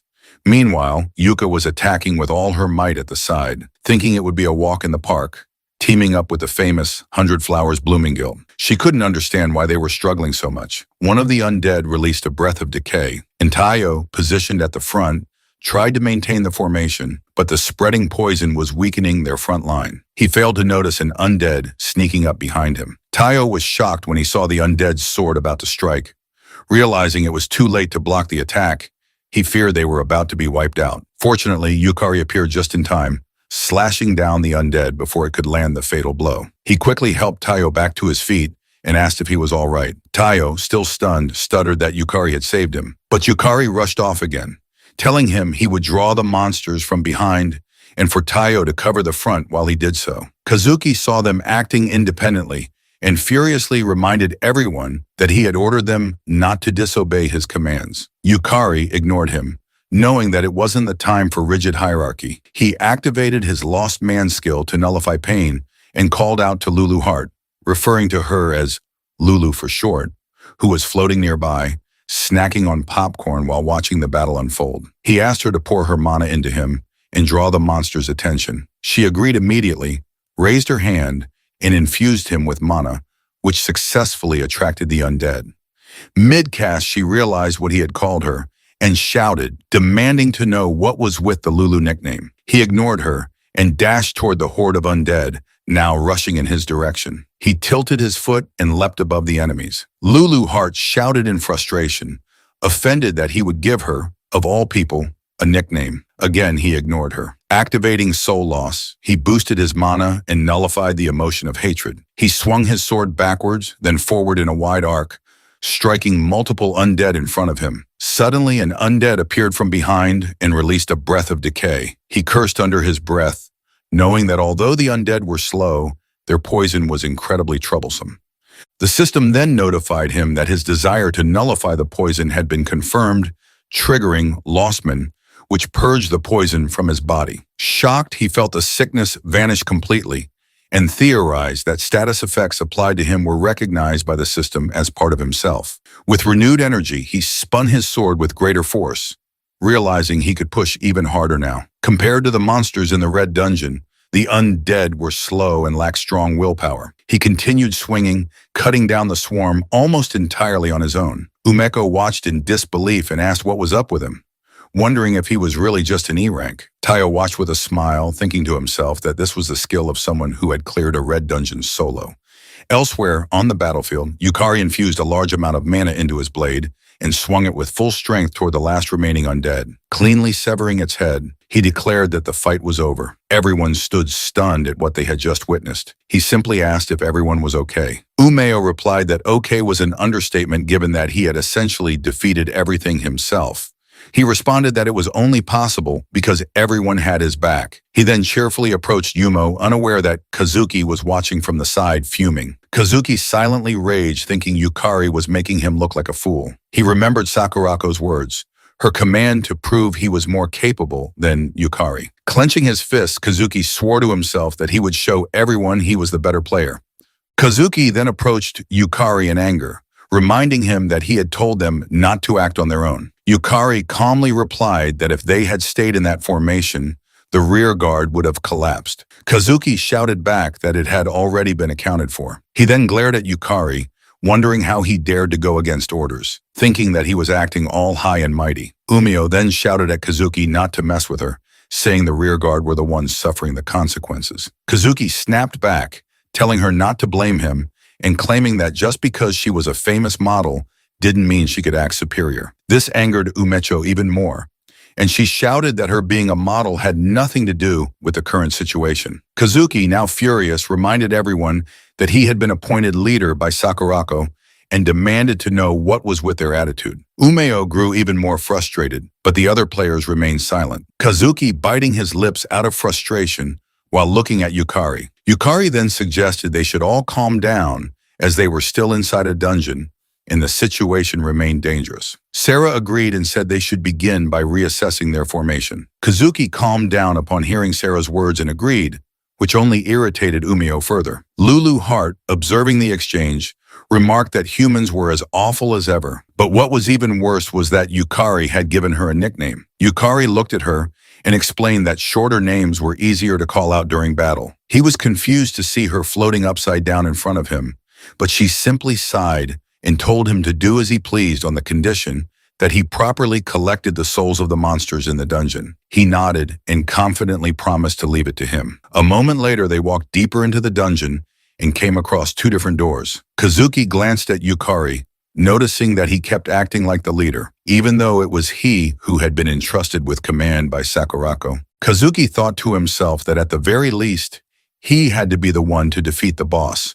With a smile, Kazuki suggested that they split into two groups, claiming that their exploration efficiency was too low. Umecho agreed, saying it sounded like a good idea, but Yukari disagreed and asked whether it wasn't too dangerous. Kazuki ignored the concern and announced that his team would consist of Ayaka, the buffer Yuka, and the tank Tayo. The others were surprised by the sudden division. Yukari leaned in and quietly asked Tayo if he was sure it was okay to split up. Tayo replied with a bright smile that Kazuki was the leader and assured him he would protect the other team, which only deepened Yukari's concern. Kazuki then called Sho over and whispered to him to join the other party and keep an eye on Yukari. Sho responded that he understood. Looking at Yukari, Sho wondered why Sakurako and Kazuki were so focused on someone who was essentially a nobody. Sho found the whole thing a pain and thought that he just wanted to go home. The group then split into Party A and Party B, each with 4 members. A moment later, Party B was in one of the dungeon rooms swinging their weapons. Yukari called out that enemies were also coming from the right and that he would draw their aggro while the others followed up with attacks. He activated Lostman to nullify the pain and dashed forward at high speed, telling Luluart he was counting on her. Though annoyed, she still poured her mana into him. A group of undead appeared in front of him, but he swiftly swung his sword and pushed them back. Sierra activated her maid's cooking ability and incinerated the knights in her path. Umeo unleashed her sonic blow skill to destroy enemies on her side and excitedly praised the front line's performance. Suddenly, an undead released a breath of decay near Yukari. He quickly activated Lost Man again, nullifying the poison and slashed the creature in half with one blow. Sho, who was positioned in the rear to protect them, couldn't believe what he was seeing. Yukari was undeniably strong. Sho also noticed that the monsters weren't even targeting Yukari, wondering if his aggro control was that perfect. Sho activated his Cold Bolt ability, launching sharp ice spikes that struck the monsters from behind. He observed how wide Yukari's field of vision was and how sharp his decision-making had become. He couldn't understand how Yukari remained so calm under pressure. While Sho supported from behind, Yukari landed the finishing blow on the last undead in his path and acquired the Skull Guardian's soul. He was relieved that a soul had finally dropped and noted that it came from the resurrected remains of a knight from ancient times. Its pupilless eyes still glimmered faintly with light. Umeko shouted excitedly that everything had gone so much smoother and praised his spot-on commands. She winked at him and teasingly said he was pretty good. Sho agreed, noting how smooth the entire battle had been. Sarah added that it was a well-coordinated team effort. Yukari felt a bit awkward and replied that it was all thanks to them, not wanting to admit that he had been fighting so eagerly just to gather monster souls. Sarah then suggested they take a break, mentioning that they had been fighting for over 2 hours. He agreed, but was quickly confused when Kazuki and Ayaka suddenly entered the room, both severely injured. Sarah asked them why they were alone, and Yukari questioned what they were doing in a place like that. Kazuki replied that they had returned to retrieve something they had forgotten, but it sounded suspicious. Yukari asked where the other two were. Kazuki looked away and said they had split up temporarily. Yukari didn't buy it. He glanced at Sarah silently, hoping she would use her skill to verify the truth. She shook her head, confirming that they were lying. He then asked Kazuki if he had left them behind. Kazuki replied no and insisted they were perfectly safe, But Sarah saw through him and shouted that Tayo and Yuka were in danger. Without hesitation, Yukari dashed past them, running with all his speed. He couldn't believe Kazuki was capable of something so reckless. As he sprinted through the corridor, he begged in his mind for Tayo and Yuka to be safe. Yukari then asked Luluart if she could tell where Tao and Yuka were. She replied that her magical power was too weak to pinpoint their exact location, but the directions should be ahead of them. He immediately sprinted forward, blaming himself for not being more cautious of Kazuki. As he ran, he encountered two undead blocking his path, but he didn't stop. With a single powerful swing, he cut them down while shouting for them to get out of his way. He obtained another Skull Guardian soul and continued running, desperately hoping that Tayo and Yuka were still safe. Meanwhile, in another room, Tayo was on one knee, laughing bitterly. He never expected to be left behind in the boss room. Just moments earlier, Kazuki had shouted that they could be useful and told them to be careful before fleeing with Ayaka. Kazuki escaped, yelling about how he would become an elite member of the 100 Flowers Blooming Guild, while Ayaka turned her gaze away and followed him, abandoning the two weaker players. Back in the present, Yuka lay severely injured on the floor and apologized to Tayo for being useless. Tayo, struggling to move, replied that he at least wanted to let her escape, but now he couldn't even lift his arm. The boss approached, raising its axe for another strike. Tayo asked himself if this was the end. He clutched a ring in his hand, whispering apologies to his daughters, Sayako and Aoi, for leaving first. Suddenly, the room shook with the impact of an attack, but Tayo felt nothing. He opened his eyes and was shocked to see Yukari standing in front of him, blocking the boss's axe. Yukari apologized for being late and told Tayo to leave the rest to him. Tayo called out for Yukari to be careful before collapsing. Seeing this, Yukari quickly moved to lure the boss away from Tayo and Yuka. Luluart urgently shouted for him to stay focused, noting that while the monsters in the dungeon had seemed weak at first, the boss had been absorbing magical energy from the dungeon and others. All the dungeon's magic was converging into it. Yukari acknowledged her warning and assured her that he wouldn't let his guard down. He then activated Soul Trial, boosting his mana significantly, but at the cost of receiving a confusion status effect. He countered this by activating Lost Man, which immediately nullified the confusion. The boss raised its weapon, and Yukari saw the attack coming. The axe came down at great speed, nearly slicing him in half, but he bent backward in time to dodge it. He quickly stood and launched a counterattack, swinging his sword at the boss. The boss blocked effortlessly. Yukari was stunned. It hadn't even flinched. He could feel the weight of the boss's axe and pushed it back using his mana. Spotting an opening, he swung at its side, but the attack barely left a mark. Before he could react, the boss retaliated, forcing him to catch up with its speed and block every blow. He was shocked. His direct hits were doing nothing. Yukari realized the difference in their stats was far too great. At this rate, he couldn't do any real damage. He enhanced his mana to level 2 using Soul Trial, receiving Fear level 2 in exchange. Once again, Lostman activated and erased the fear. He dashed toward the boss, swinging with stronger mana. Watching from above, Luluart noted how convenient Lostman was. The mental debuffs, the main drawback of Soul Trial, were completely nullified by Yukari's skill. He was literally losing the associated emotions to bypass the cost. Yukari kept attacking, driven by the desire for more mana. He activated Soul Trial again, raising his mana to level 3, which gave him Anxiety level 3. Lostman triggered and erased the anxiety. As he tried to land a clean blow, he finally managed to crack the boss's axe slightly.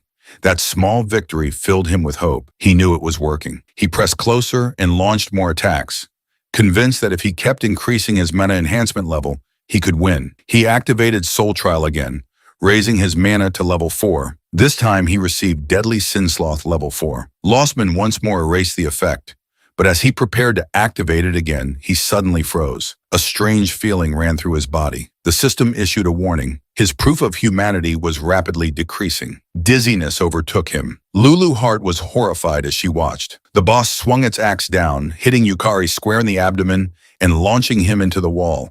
He slammed to the ground, unable to move. Luluart cried out his name in panic. She flew down to him and informed him that Lostman was a skill that consumed him. At that moment, he had lost too many of the elements that made him who he was, all just to negate the demerits of Soul Trial. He weakly asked what was wrong and why she looked so desperate. His vision blurred as she explained that if he continued down this path, He wouldn't just fail to overcome the soul trial. He would cease to exist entirely. Luluart realized her voice was no longer reaching him. She knew that if this continued, Yukari would be forced into undergoing the true soul trial. And if he ended up responding, the psychological damage would be irreparable. There was no other choice. Closing her eyes, she cast a magic circle. As it activated, the boss paused in shock at her appearance. She calmly told it to be grateful. It was a special event. With a fierce smile, she declared that she would personally take on its challenge. Then she looked back at Yukari and urged him to overcome the soul trial, at least for now. A moment later, Yukari fell into a deep sleep and began to dream. In the dream, he saw the doctor who once told him he was skillless and couldn't enter dungeons. He saw the players who had bullied him, calling him useless. He heard his co-worker's voice reminding him that he was nothing. He saw the older Sierra worriedly advising him to just run away. Then he heard Kay calling him weak, the reason he had died. Yukari awoke, recognizing these as the worst of his memories. He then noticed his surroundings and wondered where he was. A copy of himself appeared from behind and replied that this was the soul trial. Shocked to see a duplicate of himself, he questioned whether he was hallucinating. He asked the copy if the soul trial was related to the soul leader ability. The copy confirmed it, stating that it was one of Demon Lord Luluhart's abilities. It explained that the true ability of the soul trial was to forcibly amplify one's desires, thereby increasing both soul and magical power. However, Yukari had been neglecting it too much due to the lost man's skill. Thus, he now had to confront it. The copy then grabbed him by the shirt, telling him almost creepily that he had to face the emotions he had lost and confront his own value. It accused him of being empty, shouting that he had nothing, that he would keep losing everything, and that he knew it deep down. It insisted that Yukari hadn't changed, couldn't change, and would never change. Meanwhile, back in the boss room, the monster swung its weapon and attempted to smash Luluhart to pieces. She narrowly avoided the strike by leaping away, but the force still slammed her against the wall. Struggling to her feet, she admitted to herself that she had anticipated this, but couldn't believe she didn't stand a chance, even against such a minor monster in her weakened state. It was beyond frustrating. She forced herself upright and glanced toward Yukari's soulless body. She couldn't afford to show weakness. This was all she could do for him now. As the boss raised its axe again, she slid under the swing and teasingly called out that she was the target. She was confident that Yukari would prove the value of his soul and overcome the soul trial. Back inside the true soul trial, Yukari asked his copy if proving one's value was really what it all came down to. Laughing as he spoke, he surprised his copy. He then admitted that maybe his life had been wrong all along, and maybe he would continue to lose everything. But even so, it was because of that life that he had met Luluhart, that frustrating result. The moment he could only run with her, the times he tried his best not to die just to save her, they were all a part of it. He gathered mana in his hand and declared that he may have nothing within him, and his life may be flawed, but his choices were not wrong. He thrust his hand into his copy, swearing that he would stop the dungeon break and save the world. His copy screamed in pain as Yukari poured mana into it, reactivating the lost man's skill. The copy dissolved into water and vanished. His proof of existence had dropped below a critical threshold, meaning he had regained his human presence. The soul trial space around him began to crack. The older version of Luluart appeared and remarked that he was riding a one-way ticket and called him Lostman. Yukari replied that he would accompany her. They were partners in fate. He reached out and took her hand. As their hands met, the system displayed that Luluhart's magical essence was being supplied to him. His lacking existence was reconstructed using her power, and his proof of existence was stabilized. In exchange, Luluhart's own proof of existence decreased. The entire soul trial space shattered, and Yukari was freed. Back in the boss room, Luluhart was still facing the monster. When it swung its axe at her again, someone blocked the blow. She smiled, saying she had kept him waiting long enough. Yukari had returned, pushing himself to block the boss's attack. He apologized for the delay and told her to leave the rest to him. She called him Lostman and asked if he had made his decision. As he slashed his sword at the boss, he replied that there was only one answer. She was confused by his response, but smiled and said she was curious. For now, though, they needed to deal with the boss. The monster, enraged, charged at them again, swinging its axe. Yukari dodged effortlessly, recognizing the repeated attack pattern. He furiously slashed at its side, asking if it really thought he would just keep taking those hits. The boss was stunned when his armor cracked. Yukari calmly informed Luluhart that his soul trial magic power had increased to level 5. Lulu Heart responded that the cost was great, but the effect was tremendous. Yukari simply agreed, then shouted that it was time for the counterattack. He then swung his sword at the boss with great force, but the boss blocked the attack. Yet he didn't stop. He continued swinging, pressing forward with relentless strikes while the boss struggled to block them. Spotting an opening, he successfully severed the boss's arm, making it scream in pain and grow even more enraged. The boss then dashed toward him at high speed, which shocked him. He immediately activated Lost Man, nullifying his fear. As the axe was about to hit his head, he bent backward just in time to avoid the blow. Turning swiftly, he channeled mana into his leg and kicked the boss, launching it backward. He smiled, grateful that he had taken that kick from Sierra during their mock battle. It had prepared him for this. Suddenly, the boss released a surge of powerful aura and raised its axe again, shocking him. It then summoned a mass of undead, revealing it still had a trump card. Lulu Heart, unbothered, teasingly called out to the undead, referring to them as small fries, while releasing her mana to attract their attention. He was surprised by her action, but she simply told him that the boss's mana was nearly depleted and that he should get ready. He nodded in acknowledgement. Raising his hand toward the boss, he declared that summoning wasn't its exclusive privilege. He activated Soul Command and summoned both the Armor Knight Soul and Skull Guardian Soul, commanding them to assist Lulu Heart in dealing with the undead while he charged at the boss. Their swords clashed in the center of the room as he attacked again. Lulu Heart stopped releasing her mana and told the undead that their time was up. One of them attempted to strike her, but she vanished. From the corner of his eye, he saw his summons battling the undead and realized that Lulu Heart had fought just as hard as he had. There was no way he could afford to lose. As their weapons clash again, the boss's axe cracks. Lulu Heart shouted for him to win, which gave him a surge of confidence. With one final push, he slashed through both the boss and its weapon, cutting it in half. A moment later, Sierra and the others arrived at the room. Sierra rushed to him, asking if he was all right. Lying on the ground, he weakly called out to them. Umeko and Sho couldn't believe what they were seeing and asked if he had really defeated the boss alone. Sierra, however, was only concerned about his battered condition. He asked her to help rescue Tayo and Yuka, saying they should have collapsed over in the corner. She nodded and told him to leave it to her, but before she could move, Kazuki interrupted, stating that it wouldn't be necessary and ordered everyone not to move. Ayaka suddenly grabbed Yuka and held a knife to her neck. Kazuki warned them that Yuka's life was now in his hands. Everyone was shocked. He demanded to know why Kazuki would do something like this. Kazuki, his mana surging, screamed that it was because of him. He shouted that if only Yukari weren't there, he wouldn't have been pushed this far, and that proving he was better than him would make everything better. Sarah tried to reason with him, telling him to stop the foolishness while there was still time. Kazuki replied that the time she spoke of had already passed. He had crossed the point of no return. He then asked if she knew the terrifying power of Sakurako, their guild master aster. Sarah assured him that she would speak with her sister herself, but Kazuki scoffed and asked if she truly believed Sakurako would ever forgive failure. Sarah couldn't respond. She knew the truth. Kazuki then pointed at Yukari and challenged him to a one-on-one fight. Umeo shouted that Yukari wasn't in any condition to fight, but Yukari accepted the challenge. Sho approached, worried, telling him that it was insane in his state. Yukari thanked Sho for his concern, but stood up and said it had to be him. Kazuki, furious, charged at him, shouting that he would kill him.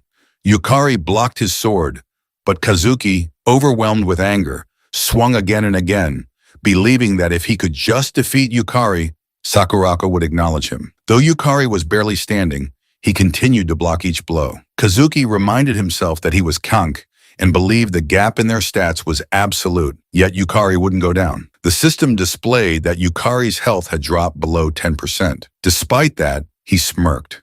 His Abyss soul had entered hyperactivation mode, increasing his mana drastically and restoring everything he had lost. Recalling Kei, he told Kazuki that he had known someone even crueler and that he didn't fear death anymore. Raising his hand, he activated Soul Command, shocking Kazuki. Yukari then summoned the Skull Lich Lord, and to everyone's disbelief, the soul of the boss responded to the call. Kazuki stood stunned in fear and confusion as the spirit of the boss knelt before Yukari. No one could believe what they were witnessing. Kazuki demanded to know whether Yukari was a summoner or a necromancer. Even Ayaka stood frozen, gripped by fear. Yukari simply aimed his sword at Kazuki and declared that it was time to end it. The Skull-Lich Lord then swung its axe at Kazuki.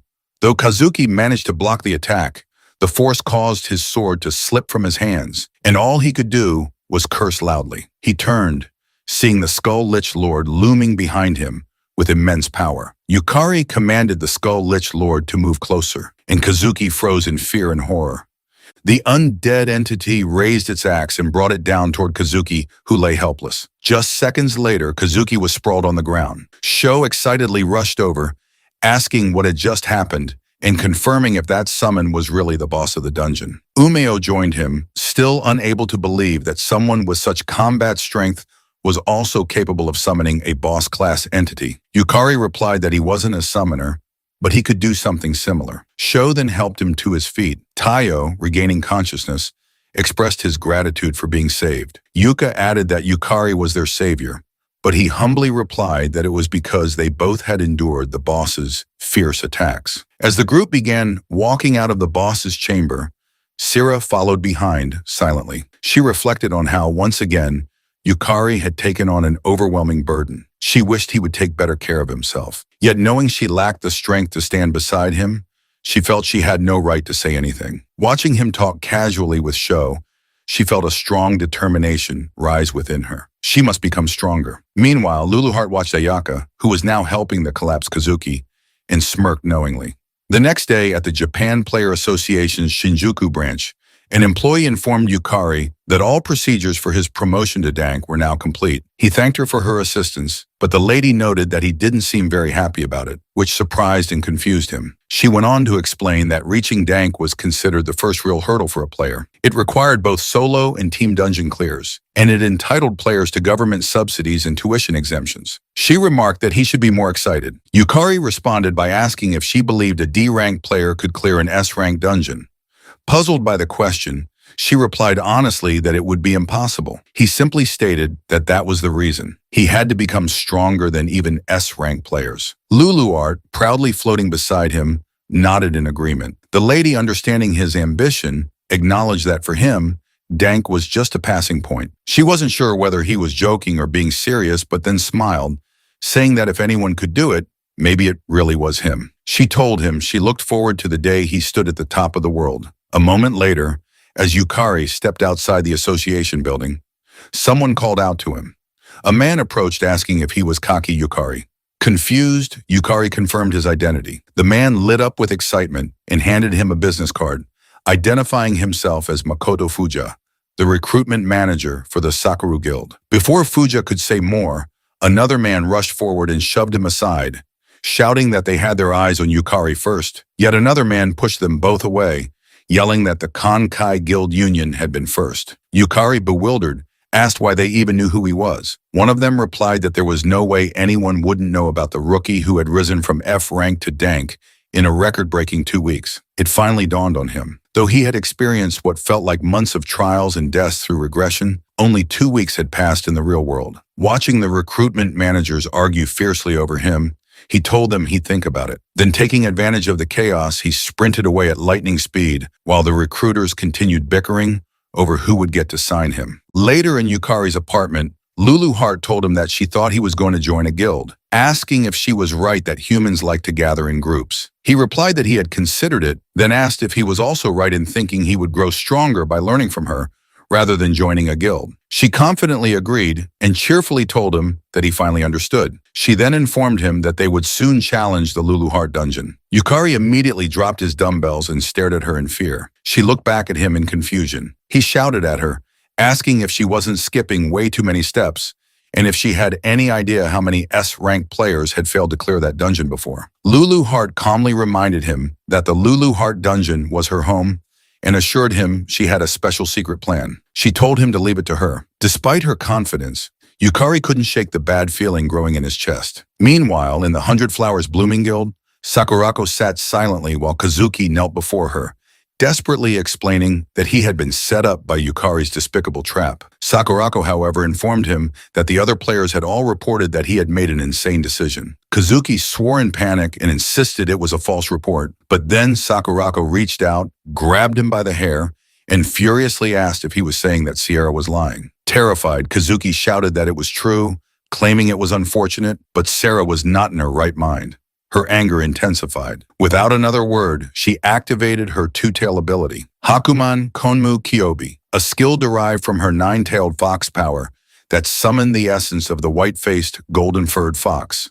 A flurry of butterflies emerged from her mana. Fox ears appeared atop her head, and two glowing tails extended from behind her. Sakurako looked down at Kazuki and told him she had already intended to punish him, even if he had managed to kill Yukari. But insulting her Sierra just to protect himself had sealed his fate. Anyone who insulted Sarah would die. Kazuki trembled, admitting in fear that he was wrong, and trying again to shift the blame onto Yukari, but Sakurako ignored his.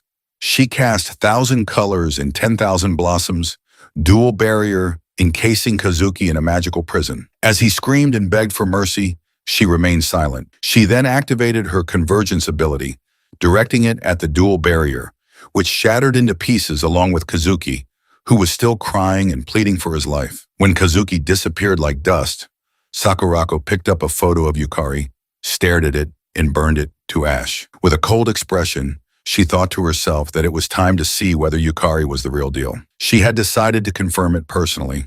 The next night, Yukari and Lulu Heart stood outside the entrance to the dungeon. She proudly remarked that her dungeon looked as amazing as always and asked if she was right. He agreed, telling her that it truly was in a class of its own. Staring up at it, he reminded himself that the Lulu Heart dungeon was the toughest in the world. Entering without permission from the player association was strictly prohibited, so he assumed getting inside would be a challenge. To his disbelief, just minutes later, he found the guard fast asleep. He whispered to Lulu Heart that they could probably just walk right in. She agreed, commenting that not many people dared challenge her dungeon anyway. The two of them walked through the dungeon gate without effort and soon stood at the portal entrance inside. Yukari whispered again, asking if they should go in. Lulu Heart nodded and they both entered, unaware that someone was watching them from a distance. Inside, Yukari was stunned to find himself facing a vast castle. It was the very dungeon players across the world had challenged without a single successful clear. He asked if it was just a corridor, and Lulu Heart replied that this was called the Infinite Corridor. She explained that the first floor of the Lulu Heart dungeon was a massive castle the size of an entire country. Without following the correct path, a person would wander endlessly, never reaching the boss room. She added that typically players would start in the forest outside the castle, but she had arranged a special shortcut for him. Yukari was relieved to hear that, admitting he was terrible at mazes. Lulu Heart proudly pulled out a stack of documents and told him that was exactly why she had prepared this for him. Surprised, he asked what they were. She replied that it was a handmade map of the labyrinth with the correct path already marked. He realized that was what she had been drawing the whole time. Amazed, he told her he couldn't believe she remembered such a detailed route. She responded with a smirk, saying that when one has lived somewhere for thousands of years, they just know. Yukari was surprised to hear that she had lived for thousands of years and began to wonder what she had been doing before the dungeon appeared. Lulu Heart pointed to a nearby wall and directed him to turn right at the dead end. They followed her instructions, another right, then straight ahead. As they walked, Yukari asked if there weren't any monsters in this dungeon.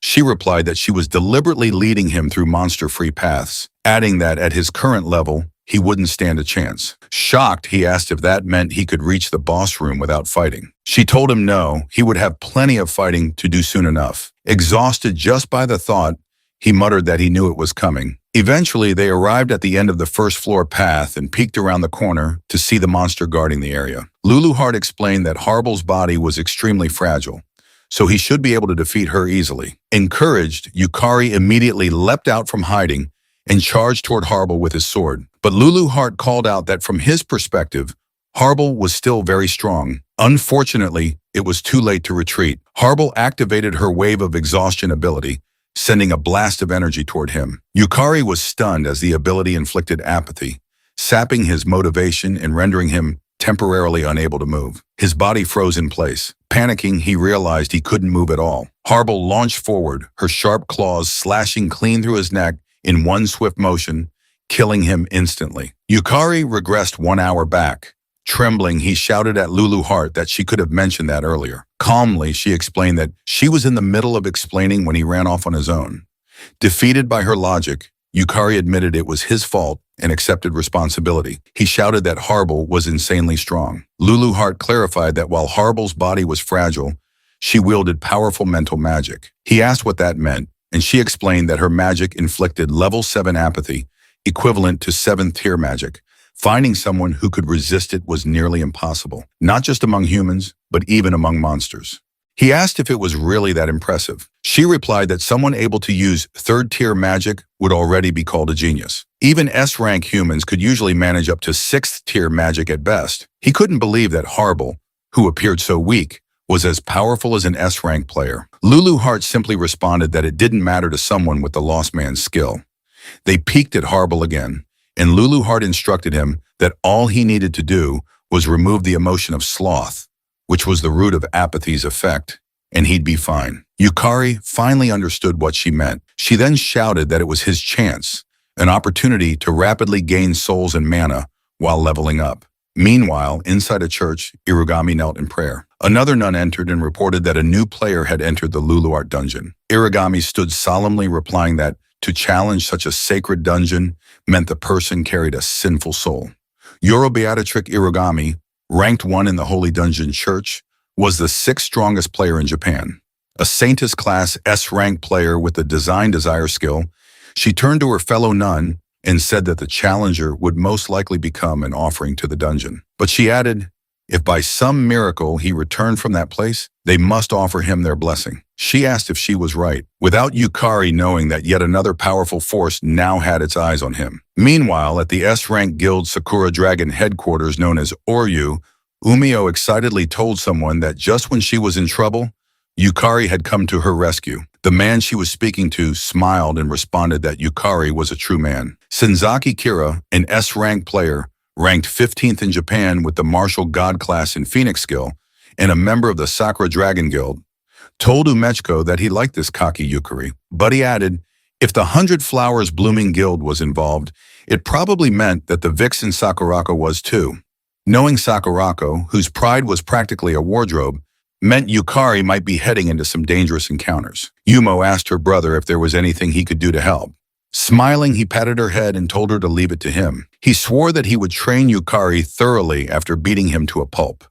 Confused, she asked him to just protect Yukari normally, but Kira turned away, laughing as he walked off. She hurried after him, asking where Yukari was now. A moment later, his secretary whispered something into his ear. His expression changed to shock when he heard that Yukari had entered the Lulu Heart dungeon. Meanwhile, on the first floor of the Lulu Heart dungeon, Harble swung her claw at Yukari. He blocked the attack with his sword, but the impact was so powerful he staggered. Despite Harble's metal sealing magic being restricted, she was still immensely strong. Yukari activated his soul command ability and summoned the Armor Knight soul. He quickly coordinated with it, instructing it to attack from the opposite side. The summon obeyed and charged in from the other direction. Harble immediately turned and struck with her claw, instantly vanishing the summoned knight.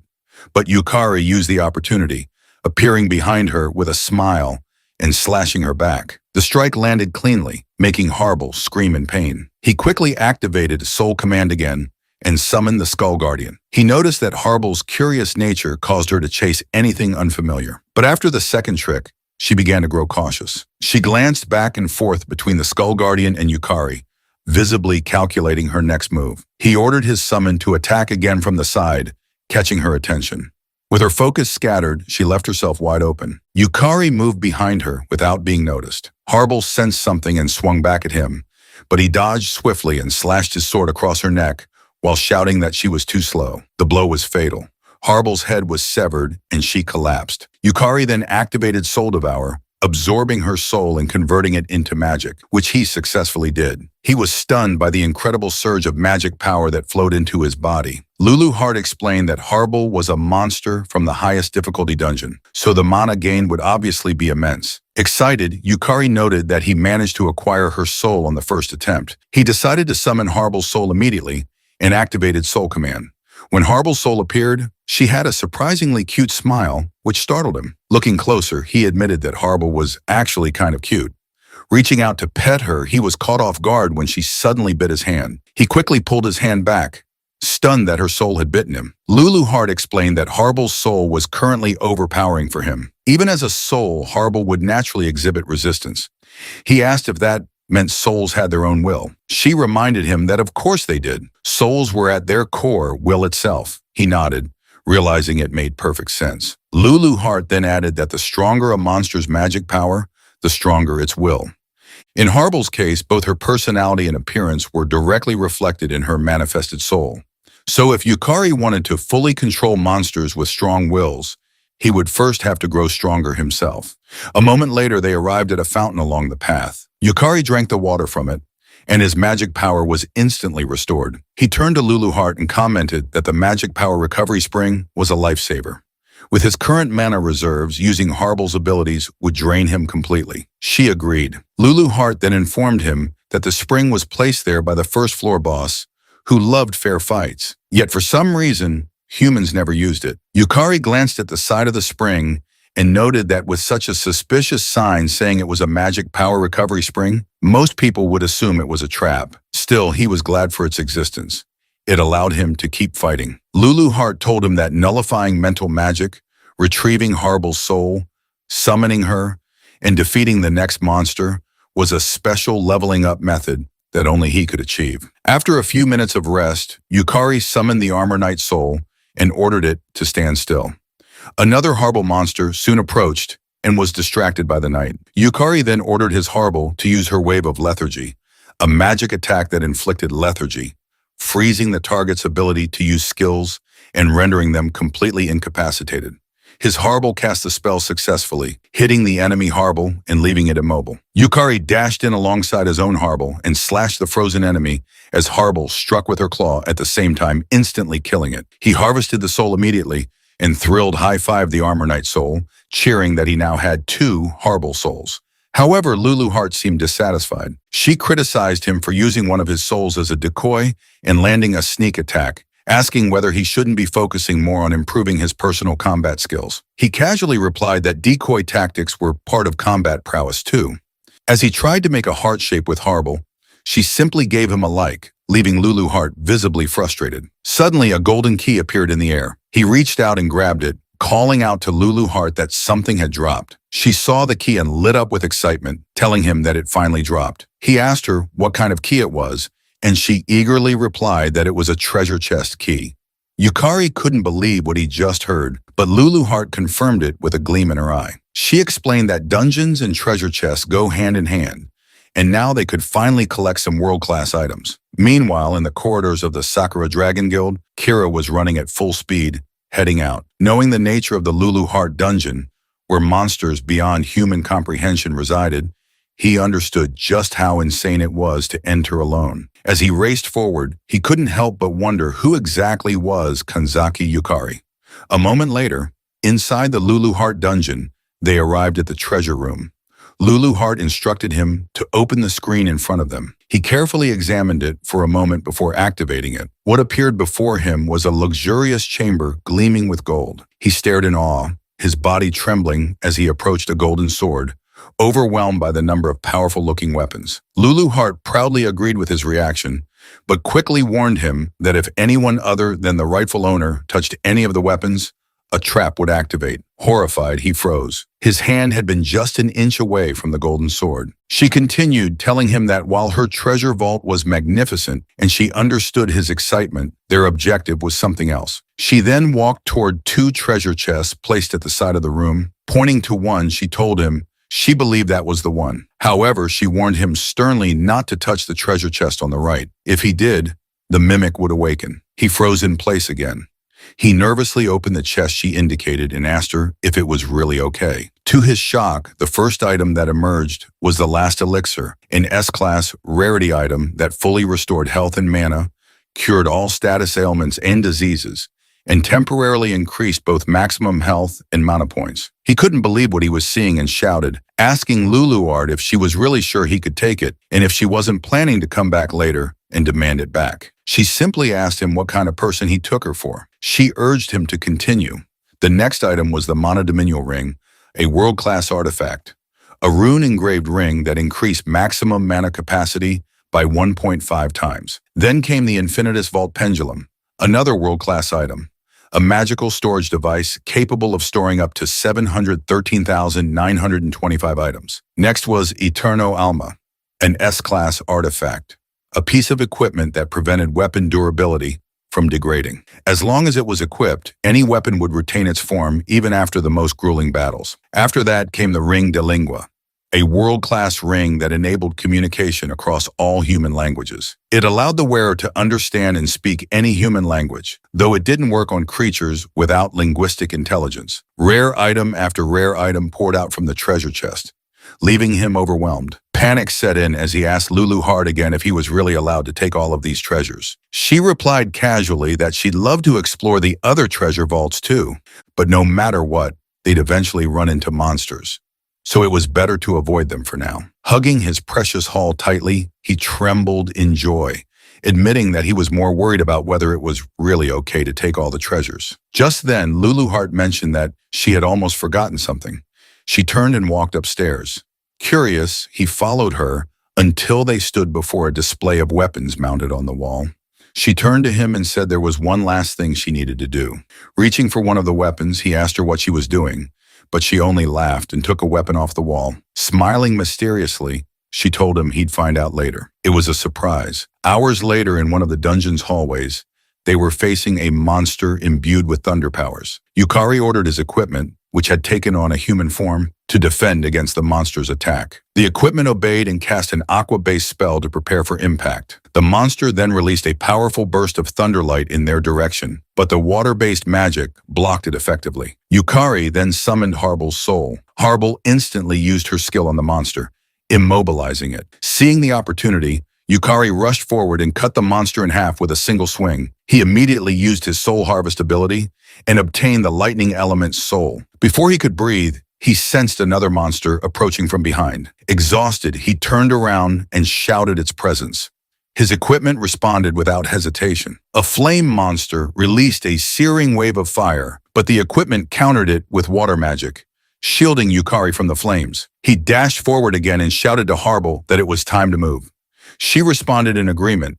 The flame monster was caught off guard as they rushed it from both sides. Before it could react, Yukari and Harbel slashed it into 4 pieces. He then used Soul Harvest again and acquired the Flame Element's soul, an elemental entity of crimson fire that possessed overwhelming offensive power, capable of burning anything to ashes, and could also create a wall of fire as a defensive measure. Finally, Yukari collapsed to the floor in exhaustion. Relieved that they had won, Lulu Heart praised their teamwork, but he told her that he had lost count of how many times he had died. He pointed to the equipment beside him and said that without it, there was no way they would have survived. It was the last elixir, an S-class rarity item shaped like a pendulum and engraved with ancient runes. It allowed physical attacks to affect intangible beings and granted special attack bonuses against element-type enemies. Lulu Heart asked if it wasn't incredibly convenient and explained that normally physical attacks would have no effect on elemental-type monsters. Yukari asked if magic of the same attribute would be nullified,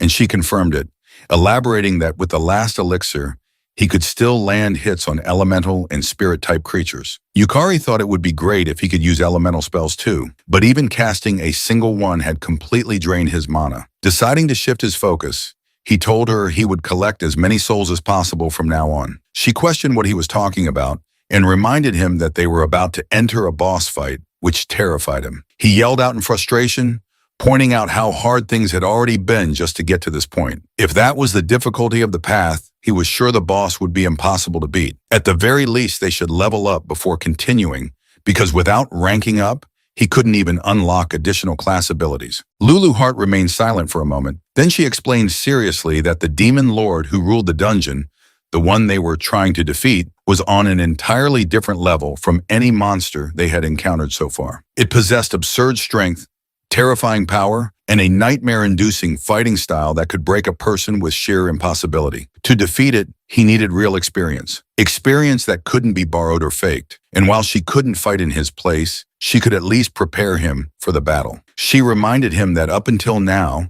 he had obtained more items than he could even carry and absorbed an incredible number of powerful souls. Then she admitted that this was the extent of what she could offer. The rest would be up to him. He was the one who had to save the world. Looking straight into his eyes, she tells him that it was he who needed to push back against the overwhelming absurdity threatening their world. It would have to be him who thought for himself, fought against impossible odds, overcame adversity, and seized victory because he had to become someone who could. Her words left him speechless. He responded with frustration that he had no reply worthy of them, then apologized. She told him there was no need. She had brought him here because she believed he could clear the first floor. Just then, the giant doors to the boss chamber began to open. Yukari stood before them with new determination. Lulu Heart gave him a push and shouted for him to pull himself together. He was going to save the world after all. He stepped forward into the boss room and declared his resolve to defeat the boss with his own strength. As he stood tall and faced the floating boss, he glanced at its peaceful, almost beautiful expression. Then he raised his sword, his heart steady, and with full resolve, he prepared to challenge it.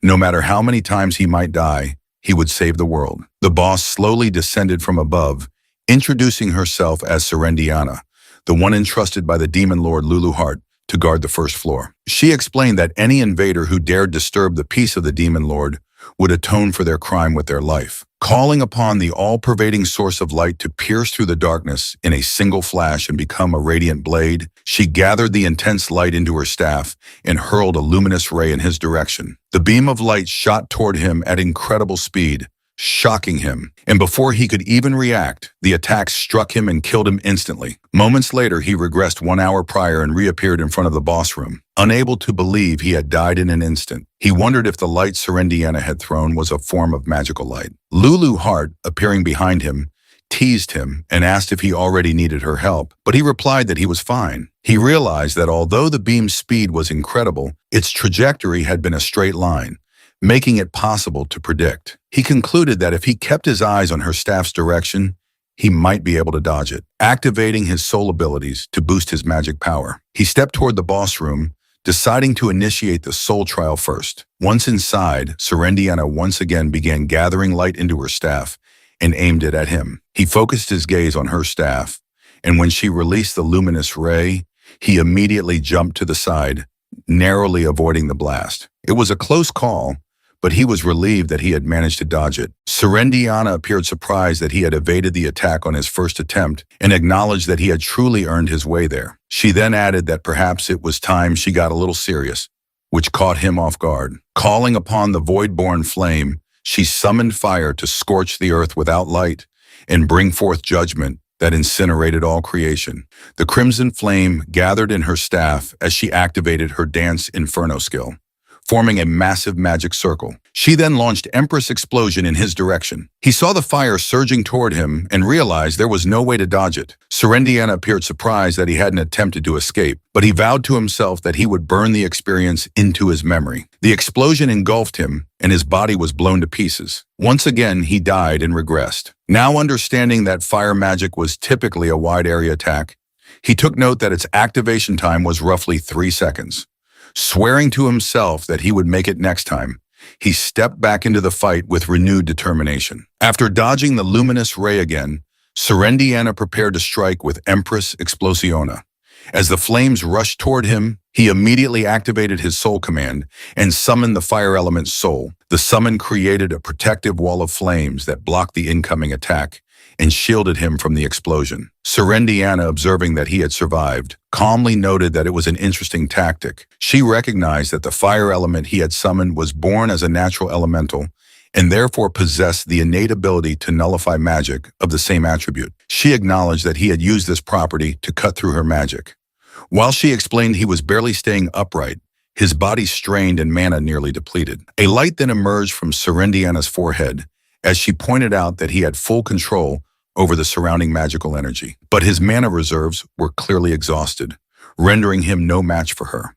Flames burst out around her as she told him he should have used his summon more efficiently. He knew the fire would consume him, but he still managed to express gratitude for her advice. Moments later, he was burned alive and died once more. He knew that at the moment, he didn't have enough mana to keep summoning high-rank elementals, so his timing had to be precise. For just an instant, he had perfectly read Serendiana's attack pattern and summoned the elemental only at the precise moment when the spell was unleashed. He reminded himself that until he could reach Serendiana, he had to keep hitting that perfect timing. He then died 3 more times before realizing that he still couldn't catch up to Serendiana. though he told himself that he only needed a little more time to analyze her. When she released a powerful wind spell, he was killed again. After dying 4 more times, he began to notice that Serendiana's spell selection speed was even slower than summoning an elemental. He then pushed himself to avoid her lightning spells, knowing that he had to predict the next element and summon the correct elemental in response. Otherwise, he would have no chance of winning. 6 more deaths followed before he attempted summoning Harble, only to realize her mental magic had no effect either. He was killed repeatedly after that, especially when Serendiana attacked with dark magic. He ran for his life while noticing that her long-range spells had homing properties, and no elemental could block them. Accepting his fate, he died again and again. Eventually, he realized that whenever Serendiana fixed her gaze on him, it signaled a guaranteed water-type spell. He trembled from the cold as he was encased in ice and died a few more times. Serendiana then launched another flame explosion, mocking him as a pitiful, helpless lamb, desperately trying to prolong his fleeting life. Despite his repeated deaths, he kept trying to get closer to her. Thoughts of giving up started to creep in, but when he saw Lulu Hart's gaze filled with belief in him, he found renewed strength. He rushed toward the stairs, dodging another blast of flame, and shouted in defiance that there was no way he couldn't do it. Though he died again, he managed to inch closer to her, which took Serendiana by surprise. Unfortunately, he perished before reaching her completely. Once again, Serendiana hurled a flame explosion at him and silently observed whether he had survived. Fortunately, he did. He stood proudly at the top of the stairs and declared that he had finally made it that far, right to her feet, and had at last reached her. Serendiana calmly sighed before questioning whether he truly believed that was the extent of her power. She mocked him as truly pitiful. He was stunned when she released a radiant light around her. She asked if he realized that what lay ahead was nothing but sheer despair. She then cast the forbidden magic, 9-fold silent chant, releasing 5 different elemental powers around her simultaneously. He couldn't believe what he was witnessing. She was casting 5 elements at once. With her staff pointed directly at him, she unleashed all the spells together, intent on reducing his fragile life to dust. Meanwhile, Kira and Yumko were sprinting down the street. Umeko asked Kira if the Lulu Heart dungeon was really that dangerous, but Kira simply asked her if she remembered the large-scale raid incident at Lulu Heart dungeon. She replied yes and asked if she was right in thinking he had participated in it. She mentioned she had been working as a model back then, so she didn't know the details, but recalled that it was the one where the raid had failed. He responded that it wasn't just a failure, it was a total disaster. He then told her that there had been 6 S ranks and 12 A ranks involved, including both domestic and foreign players, but they were all annihilated. She was stunned to hear that and asked how the raid could have failed with 6 S-rank players. He calmly explained that S-rank dungeons were special. Each one was like an entire world of its own. Specifically, the Lulu Heart dungeon begins in an elven forest where cunning elves and S-rank monsters continuously appear, and the entire forest is a labyrinth. He added that when both their physical and mental limits had been pushed to the edge, a massive castle appeared before them. By that point, their party had been reduced to 1/3 of its original size. She asked him why he didn't retreat, and he simply replied that Sakurako was still inside. She nodded in understanding. He continued, saying that the strongest among them was still standing, and that alone had kept the remaining players going. But by the time they reached the boss room, only 4 remained. Himself, Sakurako, Kagamin Kyoiro, ranked 12th among Shranks, and Jumoku Kaika, the 19 off-ranked S-rank and first guildmaster of the Hayaka Senran Guild. Umio shouted that it sounded like Japan's All-Stars and asked how it was even possible to lose with that lineup. He replied that for a while they had thought it was an even fight, but only because Serendiana hadn't gotten serious yet. She had used quintuple chanting and had concealed her 9-fold silent chant, which allowed her to control all 5 elements simultaneously. At the same time in the Lulu Heart dungeon, after Serendiana unleashed the 5-element magic on him, he was instantly killed. When he revived, he realized that even if he could summon entities capable of wielding one of the 5 elements each, it wouldn't change anything. At best, he could summon 2 at once, but doing so would instantly drain his mana. Lulu Heart called to him from behind to check on him, but he simply replied that he was fine and they should keep going. He then activated his Lost Man skill, which removed the sensations of panic and anxiety. Lulu Heart, watching from behind, understood something. Moments later, Serendiana hurled fire magic at him. He used his fire element soul as a shield and move forward. He noticed he could barely withstand the element, and when she struck again with a different magic, he was killed instantly. He kept trying to approach her, only to be killed repeatedly. Yet he believed there had to be a way to break through. After many attempts and deaths, he felt his consciousness begin to fade. He knew his mana would be exhausted before he could even reach her, meaning he had to be more efficient. But then she cast a water spell that caused him to panic, only for the spell to fly past him. He was shocked. He hadn't expected her to miss. Unfortunately, when he looked ahead, another water spell hit him. He realized too late that it had been a double attack and died. He grew frustrated, unable to break through her 5-element magic. After being killed multiple times, doubt consumed him. He asked himself what he was supposed to do, how he was supposed to win. All he saw was the death panel again and again. Kneeling, he couldn't see a path forward. Clenching his teeth in frustration, he thought that even though Lulu Heart believed in him, he still couldn't win. In a desperate moment, he chose to use the method Lulu Heart had warned him not to. He activated Lost Man again, this time removing not only panic and anxiety, but also fear and paranoia all at once. As expected, without any unnecessary emotion, his thoughts became sharper. He told himself there had to be a reason Lulu Heart brought him there. She always acted for his sake. He pushed himself to think. There had to be something he was missing. Why had Lulu Heart made him face such an overwhelming opponent? And why now? Wouldn't it have made more sense to grow stronger first, to train, to gather items or collect souls? He told himself it couldn't be that simple. There had to be more. He admitted that he was weak. And in that moment, an idea snapped into place. All the fighting he had done flashed before his eyes, and he realized something. Lulu Heart made him fight because he was weak. He thanked her silently for it.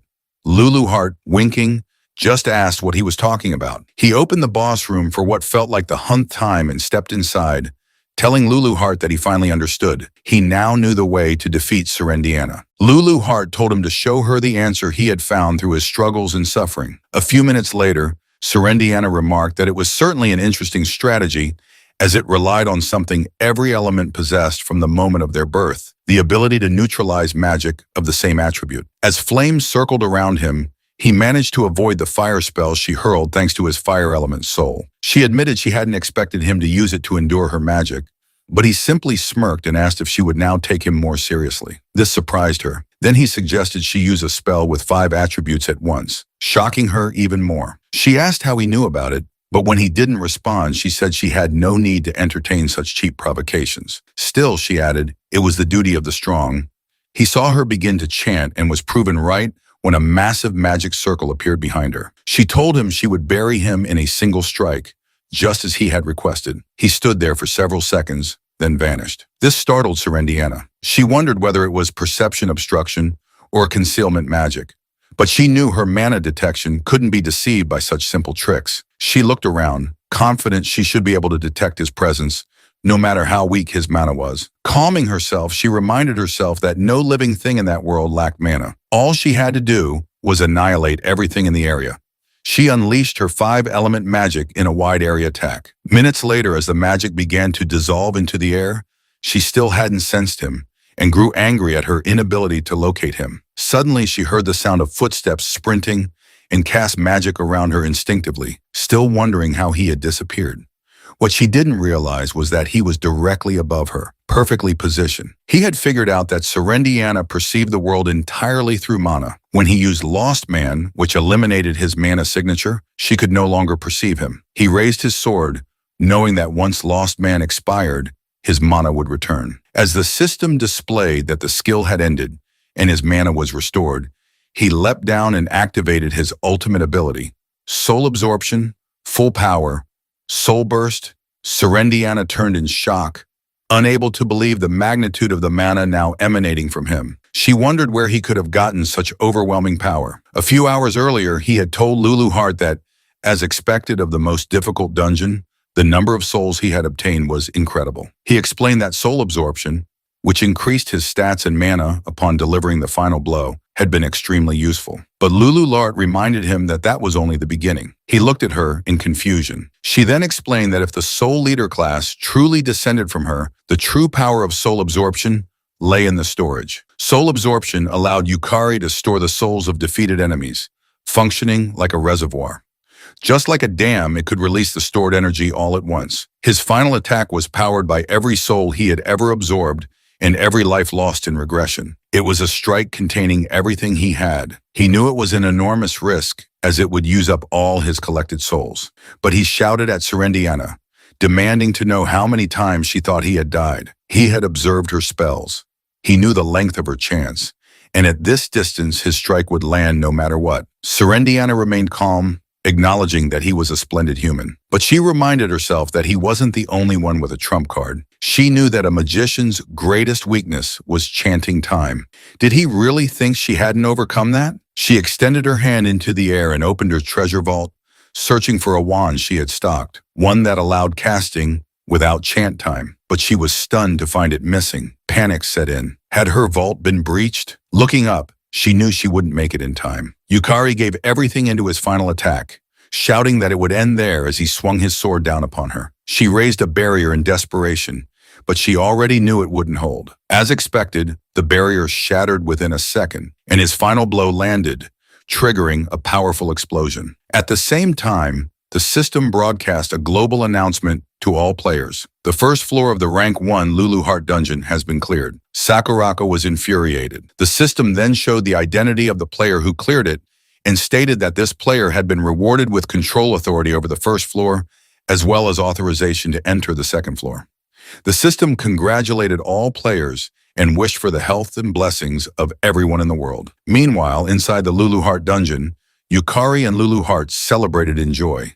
The first floor of the Lulu Heart Dungeon lit up, and a statue of Serendiana appeared at the center of the altar as the living Serendiana vanished. Yukari screamed in disbelief that he had actually won, but soon after he felt dizzy and fell to his knees. Laughing, he told Lulu Heart that he was completely out of it. It had cost him far more soul energy and mana than he could handle. The system then displayed a message confirming the dungeon's conqueror, showing Yukari at rank 1 on the contribution ranking. That's when he realized the system had assumed the dungeon would be tackled by a team. The system then awarded him the Rinton, a world-class great item known as the Ring of Rotating Magic. It explained that the Rinton nullifies all magic, but after use, it enters a 24-hour cooldown. Immediately after, his Soul Devour skill activated, consuming the soul of Serendai Diana Rinswheel, also known as Serendiana, and converting it into mana. He was shocked when he felt a flood of souls pouring into him, but it made sense given the enormous scale of mana involved. Even though it was overwhelming, he understood what it meant. Once Serendiana's soul was fully devoured, the system began processing his contribution level. However, it encountered an error, informing him that his contribution would be stored until he reached S rank, as contribution ranking updates were not possible for non-rank players. Surprisingly, he was relieved. Even if someone asked how he cleared it, he couldn't exactly admit he had borrowed the Demon Lord's power. Luluart then praised him for a job well done, telling him that she hadn't expected him to actually defeat the floor boss of her dungeon. She also informed him that he was the first to do so. He was surprised that she was honestly praising him and thanked her, adding that it was only possible because of her. She asked if she was right in thinking he brought her along because of his low mana. He didn't answer directly and instead told her that he had always wondered why she had sent him to the Lulu Heart Dungeon, despite him only being dank. But during his fight with Serendiana, he realized something. Every time he was near death, her accuracy dropped. That's when he figured out it was because when his mana ran out, Serendiana couldn't perceive his presence. He explained that at first he had thought Serendiana was just a beautiful woman with sleepy eyes. But the truth was, she really couldn't see. If he had been stronger with more mana, he might never have realized that Serendiana observed the world through mana. He would have fought her head and over again, never understanding why he kept failing. He guessed that the real reason he was sent into that dungeon was because of his low mana, a trait that ironically turned out to be his greatest advantage. Luluart didn't bother responding with pleasantries. Then Yukari asked if he was right that she had also recovered Serendiana's staff back then. He thought to himself that while he had managed to defeat both Harble and Serendiana somehow, he hadn't truly conquered the dungeon.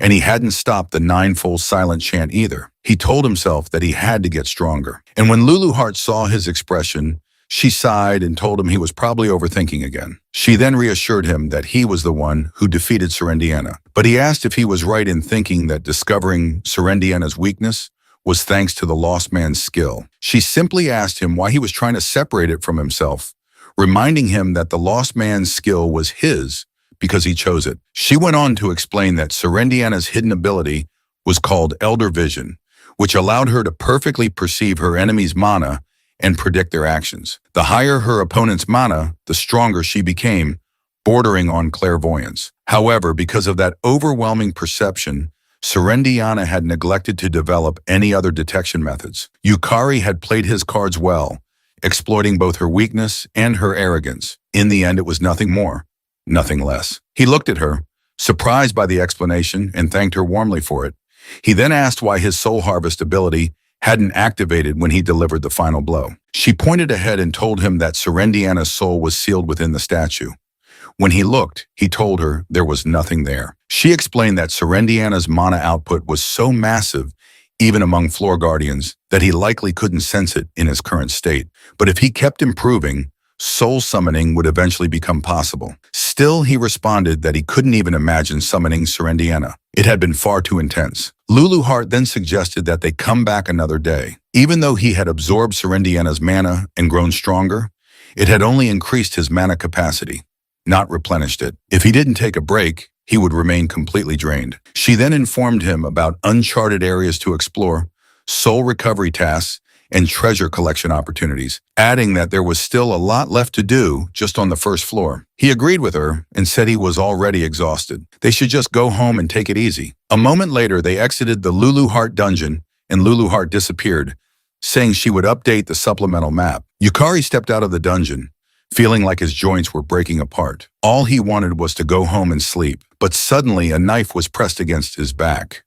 A woman's voice warned him that it was dangerous to walk alone on a moonlit night like this. She then activated her skill, Design Desire, and told her pet that it was time for its meal. Yukari turned his head slightly as he felt a powerful presence behind him and saw a monstrous eye. Before he could react, the monster attacked, sending him to the ground, coughing blood. Dark magic energy wrapped around him, trapping him in place. As pain overwhelmed him, he wondered what had just happened and activated Lost Man to dull the sensation. Then approached him and remarked that the first floor of the Lulu Heart dungeon had been cleared today, and the only person nearby was him, so she'd like to ask a few questions. Seeing the knife in her hand and the massive monster beside her, he stammered out a question, asking who she was.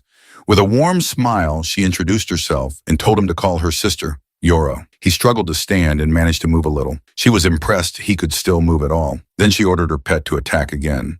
However, it doesn't affect him. She was shocked to see that her Design Desire had been erased and wondered how a D rank with no mana had done it. What she didn't know was that the Rinton, the boss drop from Serendiana, was still in Yukari's pocket. It had activated, nullifying the magic and saving his life. But Yukari knew it couldn't be used again for another 24 hours. And being restrained meant he couldn't access any other items. Panic set in. He had no mana, no strength left, and no idea what to do. Irigami then confirmed her suspicion. He was dangerous and said she would now use a little of her true strength. Activating Design Desire again, she ordered her pet to tear off his limbs. The monster lunged with its claws while Irigami coldly said they would make him permanently disabled. But just before the claws reached him, someone appeared, shielding him in time. Sakura greeted Irigami, calling her trash while holding the monster's claw tightly. Sakura then turned to her and asked he was doing to Yukari. He couldn't believe his eyes. Sakura was standing before him. He wondered why Japan's top player had appeared there of all places. Sakura turned to Irigami, calling her a witch, and said she had heard someone had cleared the Lulu Heart dungeon, so she came to take a look. She hadn't expected to run into her there. Irigami responded with a warm smile, saying it was cruel for Sakura to call her a witch, and that she should instead call her sister Yoro with a bit more affection. Sakura glared at her. She knew exactly who Irigami was, the holder of the Holy Attribute's strongest saintess class, a so-called witch who in truth governed the mysterious Holy Dungeon Church. Sakura accused her of always being good at hiding her tail, making it so no one would ever guess she was in Japan. But today must be her lucky day, she said, because she finally had the chance to erase her. Irigami, however, smiled sweetly and told Sakura not to bear her hostility so openly. She claimed that she merely revered the dungeons, the monsters, and the one who ruled them all, the Demon King. Irigami added with excitement that it was simply an act of faith. That angered Sakura even more. She told Irigami she didn't care what she believed in, but messing with her guild had been a mistake. Just feigned confusion and replied that she had no idea what Sakura might be referring to. Her only target, she claimed, was Yukari. Uragami then explained that today the first floor of the Lulu Heart dungeon had been cleared, and Yukari was the key individual responsible. Sakura froze for a second, then asked incredulously if Irugami meant Yukari had cleared the Lulu Heart dungeon's first floor, but then she burst out laughing and told to say it again. With a smirk, Sakura told her she'd make an exception and let her repeat herself since it had been ages since she'd laughed that hard. And honestly, Yami was quite amusing. Ayami chuckled too and asked if perhaps she had a hidden talent for making people smile. As the two women exchanged laughs and banter, Yukari sat silently watching them with a mix of fear and confusion. Sakura's tone then shifted. She smiled coldly and acknowledged that Yukari had defeated Kei and even subdued Kazuki, who was more than 2 ranks above him. But she also knew that the Lulu Heart dungeon wasn't something one could just conquer so easily. Turning back to Irugami, Sakura stated that as expected, entertaining a witch's delusions was a waste of time. She declared that she would kill Irugami right there and then. Sakura activated her 5-tail skill and launched her Foxfire Half-Blood ability at Irugami. Calmly, Irugami activated her Albion Veil to defend herself. When the Foxfire struck, it triggered a massive explosion of energy around them, but not a single scratch appeared on Irugami. Irugami turned to Sakura and said she expected her to have that much firepower, even without using her full strength. Then she asked if it was really the time to be holding back. Monster launched its claws at Sakura, but Sakura only smirked. She released a magical shield to block the attack, and coldly told Irugami not to get cocky if that was all the power she had. Irugami then ordered her pet to activate corrosion. Its claws spread corrosion, allowing it to pierce through Sakura's barrier and shatter it completely. However, this only excited Sakura further. She unleashed her Black Flame Butterfly Half-Blood ability in retaliation. As the floating butterflies landed on the monster's claw, they ignited into powerful black flames, burning the creature to death. Meanwhile, Lulu Heart appeared beside Yukari, telling him that those women possessed an extraordinary amount of magic power. Since he was out of mana and stamina and unable to move, she advised him to simply watch for now, because what he was witnessing was the wall he would one day have to overcome. He nodded in response, understanding fully. It was a battle between S-class entities, and he planned to burn every detail into his memory. Urugami then released her sacred spears, holy lances of light summoned from the sacred castle. Their divine energy was particularly effective against evildoers and mortal beings. She aimed them all at Sakura and launched them simultaneously, saying that people were too obsessed with preserving what they deemed normal. Sakura activated her double barrier ability, blocking the spears trying to pierce her. But Iyami wasn't done. She cast an even stronger magic circle and spoke again, proclaiming that Earth had been chosen as the land of God and that humans should gratefully accept skills, classes, and dungeons as miracles. She hurled more sacred spears, provoking Sakura further. Visibly irritated, Sakura shouted back that Irigami's delusions were all over the place and activated her 1,000 bind chains half-bloom ability. She declared that she couldn't care less about Irigami's ridiculous beliefs. Her chains wrapped tightly around the incoming spears, and when she gave the order, they constricted and shattered the spears into fragments. Urugami responded by releasing even more powerful magic. Realizing her previous level wouldn't be enough, she deployed her holy sword, a radiant blade imbued with divine energy, particularly effective against evil and beings that exist between realms. Without hesitation, she swung down the sword at Sakura. Sakura binds it mid-air, wrapping the sword tightly. Urugami teased her, asking if she truly believed her 5 tails could restrain such a holy weapon. Sakura acknowledged it as a cheap provocation, but said she would play along just for a bit. She promised to show Irugami the vast difference between their powers. With that, Sakura released her 6 tails and activated Ritual Foxcry Barrier, Demon Heaven Curse, a technique that filled the area around the battlefield with the curse of the demon fox, rendering any target within its range immobile. A claw from the demon fox emerged from the rift in space. Urugami was stunned and asked if Sakura really intended to summon the demon fox itself. Was she planning to blow away all of Shinjuku? Sakura coldly replied that if it meant erasing Irugami, then sacrificing a city or two was a small price to pay. Yukari was horrified to hear that Sakura was willing to destroy an entire city. He noticed the serious expression on her face and knew he had to act. That's when he saw one of Sakura's bind holding a holy spear, now aimed directly at him. Rugami, meanwhile, released another holy sword and aimed it at Sakura, shouting that the pure and vicious power of magic made her heart race. She declared they should surrender fully to their skill's power and drown in it. She then hurled the holy swords at Sakura. Just then, the system notified Yukari that his health had dropped below 10%, triggering the activation of his abyss soul. It elevated him into an ultra-high state, dramatically increasing his magic output. Reacting immediately, he summoned Horrible Soul, and it binds Irugami hands, stopping the attack in time. Sakura was stunned. She couldn't believe he had managed to restrict Irugami's movements. Even though he was just a D rank, Yukari pushed himself to his feet. He didn't know how much more he could do in that condition, but he knew that right now he was the only one who could act. He swore to stop the fight no matter what it took. Meanwhile, Lulu Heart was watching from behind, amazed that Yukari had thought to stab himself with the Holy Spear to forcibly reduce his health and recover magical power. However, she also recognized that it presented a significant problem. Irugami then laughed loudly and claimed she had received a revelation. She exclaimed with excitement that Yukari was her destiny and activated her luminous sanctum ability, which removed all status ailments, freeing her from Harble's bindings. Yukari was shocked to see Harble's status effects instantly lifted. Without hesitation, Irugami hurled a holy sword at him, shouting that her plans had changed and she would now be taking Yukari for herself. This enraged Sakurako, who unleashed her seven-tail skill, shouting at Irugami not to underestimate her. Sakurako caught the holy sword with one hand and released magic with the other, shouting to Yukari that if he got in her way, she'd kill him first. She then cast Heavenly Thunder Butterfly above him. Yukari was shocked by its speed and knew he couldn't defend himself. He had no mana left. The butterfly exploded upon landing on him, causing a thick fog to spread through the area. From within the fog, a voice called out. It had made it just in time. Kira, who had blocked Sakurako's attack, shouted to both women that enough was enough. They couldn't afford to destroy Shinjuku. Kira told them that if they insisted on continuing the fight, they would give him no choice. Sakurako, calm but defiant, asked if he really thought he could defeat her. Kira replied that he probably couldn't beat her, but he wouldn't lose either. That left Sakurako visibly frustrated, but speechless. Suddenly, Sarah appeared, calling out to her big sister. Sakurako was shocked to see her little sister there. Sarah shouted that Yukari was her benefactor and pleaded for a chance to treat him. Sakurako calmed down, glancing toward Kira.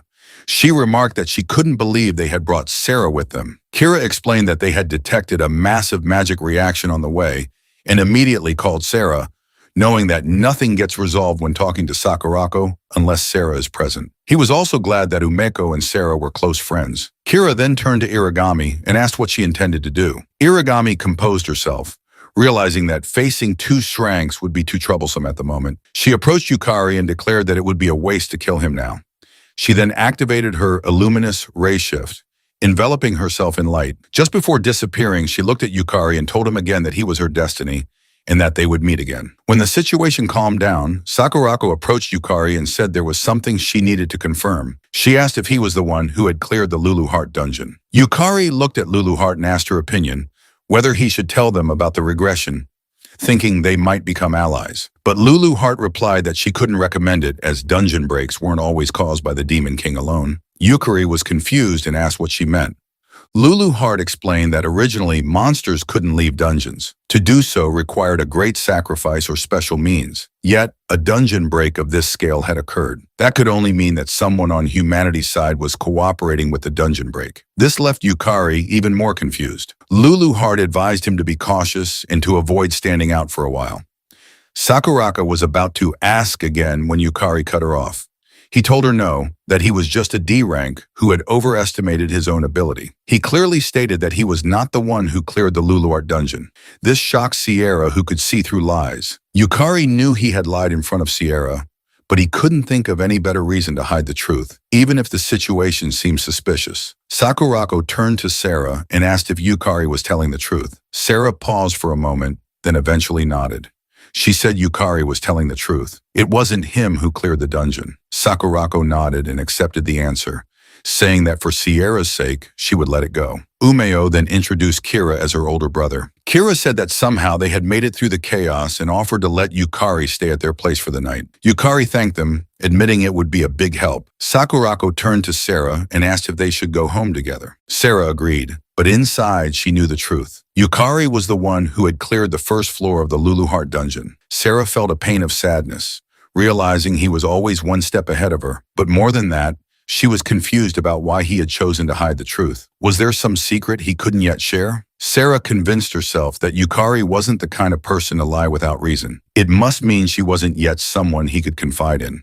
Resolving herself, she silently vowed to train harder, to become someone Yukari could trust and lean on. That was all there was to it. Meanwhile, in the Holy Dungeon Association, a sister approached Irigami and asked if she was unharmed and what they should do about Yukari. She told that with her order, they could eliminate him immediately. However, replied that it wouldn't be necessary. She had sensed it. Harble, the entity Yukari summoned, carried the unmistakable magical signature of the Lulu Heart dungeon. That was enough to confirm it. Irigami smiled and told the sister that Yukari was their light, their hope for dungeons to overtake the world. She then whispered her thanks to her lord, utterly confident that Yukari was the one destined to be her partner. 3 days after clearing the first floor of the Lulu Heart dungeon, at the Japan Dungeon Association, Tokyo branch, a female staff member was looking at her tablet and noticed that the news about the first floor of the Lulu Heart dungeon being cleared was everywhere. She couldn't believe a player had actually managed to clear that dungeon. She also noted that a popular online theory claimed Sakurako was the one who cleared it, but she didn't think it was Sakurako. Just then, Yukari approached and politely excused himself, asking if he could request a rank-up procedure. The woman immediately apologized, saying she hadn't noticed him while distracted. He replied it was no problem and informed her that he'd like to confirm his promotion to Kank. The lady was surprised and reminded him that it had only been a week since his D-rank promotion. She explained that to be promoted to C rank, one typically needed to clear over 100 dungeons. Yukari understood her reaction. It was common knowledge that while the rank-up mechanism wasn't fully understood, it was believed that defeating monsters and clearing dungeons accumulated contribution points. He glanced at the massive, global-like stone in the room, knowing that touching it would automatically determine whether a player was eligible to rank up. The player association managed the system. He assured the lady that it was all right. He had cleared the necessary dungeons. In truth, he had exceeded the standard contribution requirement. Upon clearing the first floor of the Lulu Heart dungeon, he had been granted the title of C-rank player. His mana circuits had increased to 8. His stats and mana quality had risen, and he had unlocked a new class ability, Soul Resonance. He knew that now as a C-rank, his mana circuits had doubled, and he could summon souls more reliably, no longer just for an instant. Yet Lulu Heart reminded him that this alone wasn't enough. She explained that mana circuits converted the world's overflowing mana into skills and class abilities, but the absorption rate depended greatly on the strength of the user's soul desire. Even with increased circuits without a strong soul, the enhancement was incomplete. She added that the reason he grew stronger under pressure was precisely because of that, making him realize why she had pushed him so hard. Yukari replied that he'd thought pushing him to his limits was just her hobby, but when she stayed silent, he curiously asked why she had suddenly gone quiet. A moment later, the lady allowed him to touch the stone. It confirmed his eligibility and granted him the official title of Kank player. She was shocked. It had actually happened. She had previously assumed that defeating Kayakazuki was some kind of fluke, but to rank up from D to C in just 1 week, that was a speed rivaling even Sakurako. She wondered what kind of dungeon he must have cleared. She briefly considered the Lulu Heart dungeon, but quickly shook her head, telling herself that was impossible. Shortly afterward, Umecho congratulated him and he thanked her. She excitedly remarked that she couldn't believe he had already caught up to her in rank. She added that her brother seemed impressed by his performance the previous night, then asked if he'd consider joining the Sakura Dragon Guild. Umecho said she believed they would offer him a good position. After all, Kira was the guild master acer. But Yukari replied that he was thinking of going solo for a while. He still considered himself inexperienced. Ume nodded and said she wouldn't force him, but added warmly that he'd always be welcome. Later in the National Player University East Building cafeteria, Yukari was eating when he asked Lulu Heart via telepathy if it was really okay for them to be attending university so soon after such a major incident. Lulu Heart replied that the soul would wear out if he just kept pushing it, and that moderate rest, what people call daily life, was important. Yet he responded that he felt guilty relaxing when he knew a dungeon break was bound to happen in the future. She firmly told him that guilt, impatience, and anxiety were also important emotions. Realizing there was no use trying to argue when she was like this, he gave up. Still, having skipped university classes ever since returning to the past, he felt awkward. He knew that today was technically his first day of university, and back in that period, he had hardly made any friends. Suddenly, a voice asked if it was all right to sit with him. When he looked up, he saw the pretty Sierra who smiled at him. He told her she could sit wherever she liked. She took the seat next to him, which made him feel awkward. He wondered why she had chosen to sit beside him. He guessed that Sierra was still worried about the lie he told before and quietly thanked her for covering for him. He glanced at Lulu Hart, wondering if he should properly explain the Lulu Hart dungeon situation to Sierra without realizing that Sarah had already activated her Eye of Truth skill. She saw a green aura around him, the color of guilt. Smiling, she told him that she didn't know his circumstances, but she wouldn't doubt him, and if he ever had something he wanted to talk about, he could rely on her. He was touched by her words. Then she mentioned that she had heard he transferred to the player education department after being promoted to C rank. He confirmed that was right and explained that it was apparently quite rare for a first-year university student to reach C rank since players could only become active after turning 18. Aside from special cases like Sierra, most aim to rank up from FTO over the course of a year. Sierra, hearing that, thought to herself that she had finally caught up to him a little. But in reality, she had been left behind again. She figured she was probably nowhere near him. Her thoughts were interrupted when Yukari told her that he'd heard she had also ranked up to Dank and congratulated her. He was confident that she wouldn't just reach D rank, but would climb all the way to S rank. He assured her that she would surpass him in no time. Sarah silently confirmed that he wasn't lying. She wondered why Yukari believed so strongly in her and what kind of expectations he had for her because she had been curious for a while. Thanks to his words, her confidence was boosted once again. She swore to herself that she would live up to those expectations. She then asked if he had decided on his class and told him that she was in class 1. One next to him, Lulu Hart, was yawning with exhaustion. He replied that he believed he was assigned to class 113. Sierra was visibly startled. He noticed her reaction and asked if there was a problem. She replied that it was nothing, but her expression clearly said otherwise. With no other option, she explained that Class 13 was formed based on ability, regardless of year, which meant it had a few, just a tiny bit unique individuals. He was confused by her words, but told her there was a dungeon clearing class orientation later with greetings from classmates. He said he was looking forward to it. Later, in front of the C-rank dungeon, Gusion, he was kneeling on the grass with a sign that read, "Today's baggage carrier." A female player was shouting at him, demanding to know what was going on and why a first-year small fry was mixed in. That woman was Iba Kamori, a C-rank player with the Berserker class and unknown skills. Suji Naruse, another C-rank player with the Knight class, casually replied to Kari saying, "How should I know?" and guessed that Yukari was probably just there to carry bags. Nearby, Utoto Kagariawa, a C-rank elementalist with unknown skills, yawned silently. Komori then turned back to Yukari and shouted at him not to dare get in front of her. She warned him that she'd kill him if he got in her way. He awkwardly laughed and responded that he would do his best to learn from his seniors. Looking at his 3 powerful classmates, he realized that this dungeon raid was going to be extremely troublesome. Naruse then announced that their job today was to carry the gear and collect materials, clearly stating not to join the fight and to save experience points. Yukari happily agreed.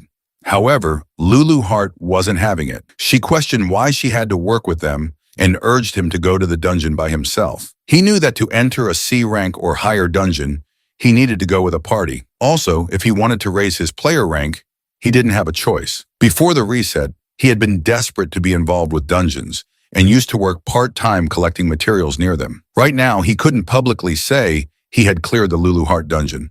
And without any known achievements, he was in a strange position. No wonder his seniors were wary of him. Lulu Hart then asked if he remembered the conditions. Yukari listed the items not to bring, no swords or any gear other than the permitted ones, and no soul summoning. Lulu Hart praised him for remembering and told him he would be fighting the monster with his bare hands today, reminding him to focus his magic into his fists. Since he had been practicing martial arts over the past few days, He decided to demonstrate what he had picked up inside the Seiyang dungeon. Guju and Kumori wondered why not a single monster was around. Yoto then asked whether, if they cleared the dungeon, they would get the credit. Kumori agreed and explained that the university only wanted high-ranking players with real achievements. Suddenly, Yoto spotted something in the distance, a two-golem monster.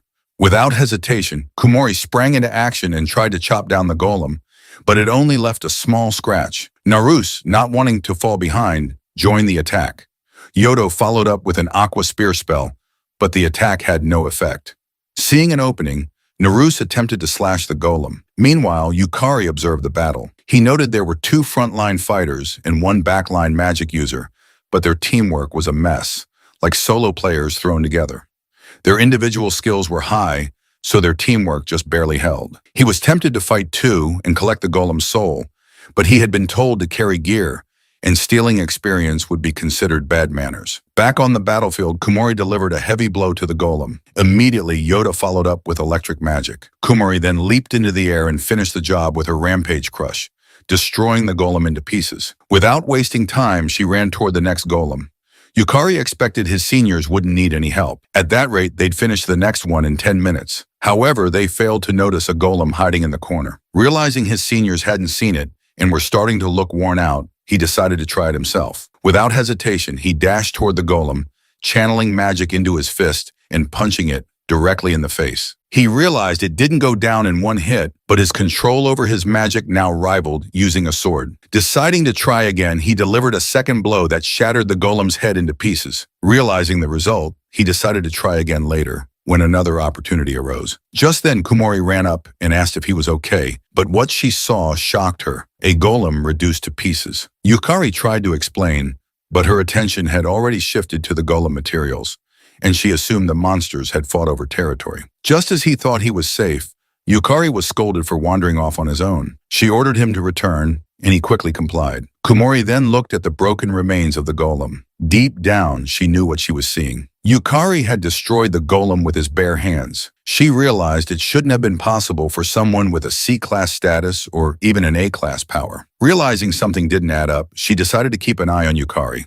As they ventured deeper into the dungeon, they encountered another golem. Naruse blocked the attack using his iron barrier skill. He then signaled to Yuto, who quickly trapped the golem's foot using Ice Fort. Kumori leapt in for the kill, slashing the golem in half with Beast Fang Flash. Just when it seemed over, another golem charged from the side, but Naruse intervened using Justice Taunt. The skill provoked the target, forcing it to attack him and increasing his defense upon activation. Uto followed up with an Ice Spear attack while telling the others to coordinate. Both quickly agreed. Kumori then activated her Blood Mist combo, a skill that drains health and increases attack speed while performing a rapid combo. Naruse used Brave Strike, a powerful downward slash with a chance to knock back the enemy. Kumori finished the job with another Beast Fang Flash, destroying the golem. Seeing this, Yukari praised their firepower. Kumori explained that they had exploited the golem's weak point, increasing their critical hit rate. Curious, Yukari asked what she meant. She explained that her Berserker class multiplied damage several times. In simple terms, the critical rate increased each time certain conditions were met, such as attacking vital points or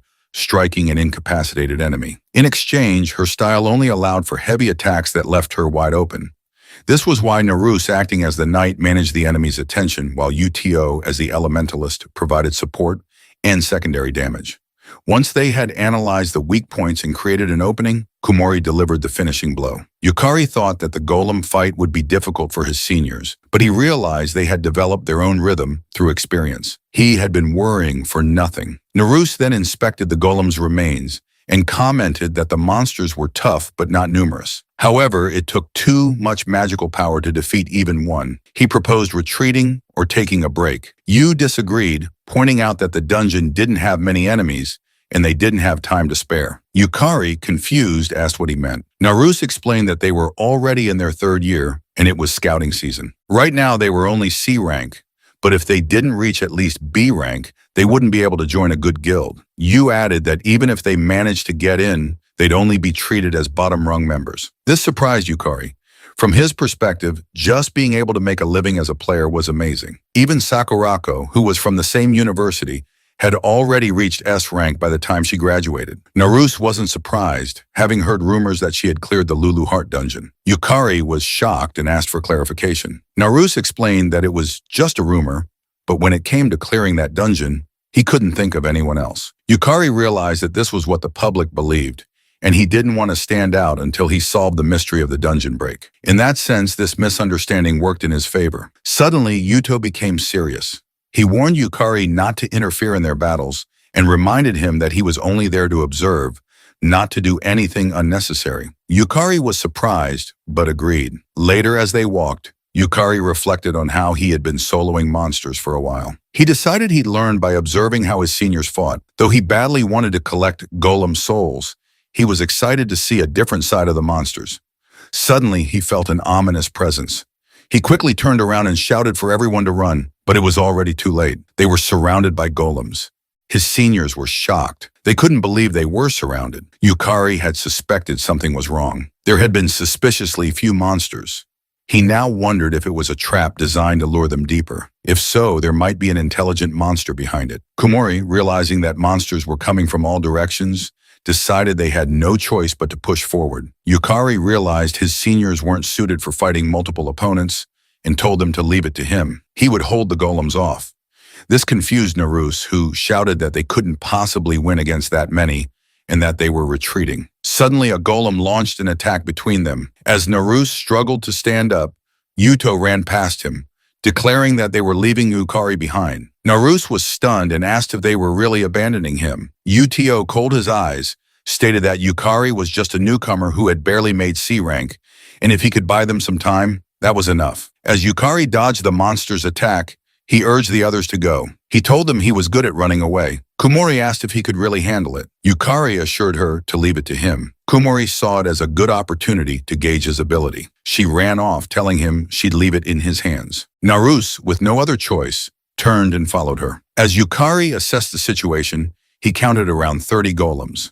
He realized that if he left his backpack on the ground, it would be crushed. So he tossed it into the air and called out to Luluart, asking her to infuse him with magic while he drew the golem's attention. Luluart agreed and remarked that he was as soft-hearted as ever, but Yukari disagreed, saying his body had gone dull from just watching. Then, with a determined expression, he declared that now was the time to collect souls. Several days earlier in the Holy Dungeon Church, Kumori was praying when someone suddenly approached her. It was Irugami, and she greeted her. Kumori was glad to see her. Urugami explained that the reason she had called Kumori was to request a favor.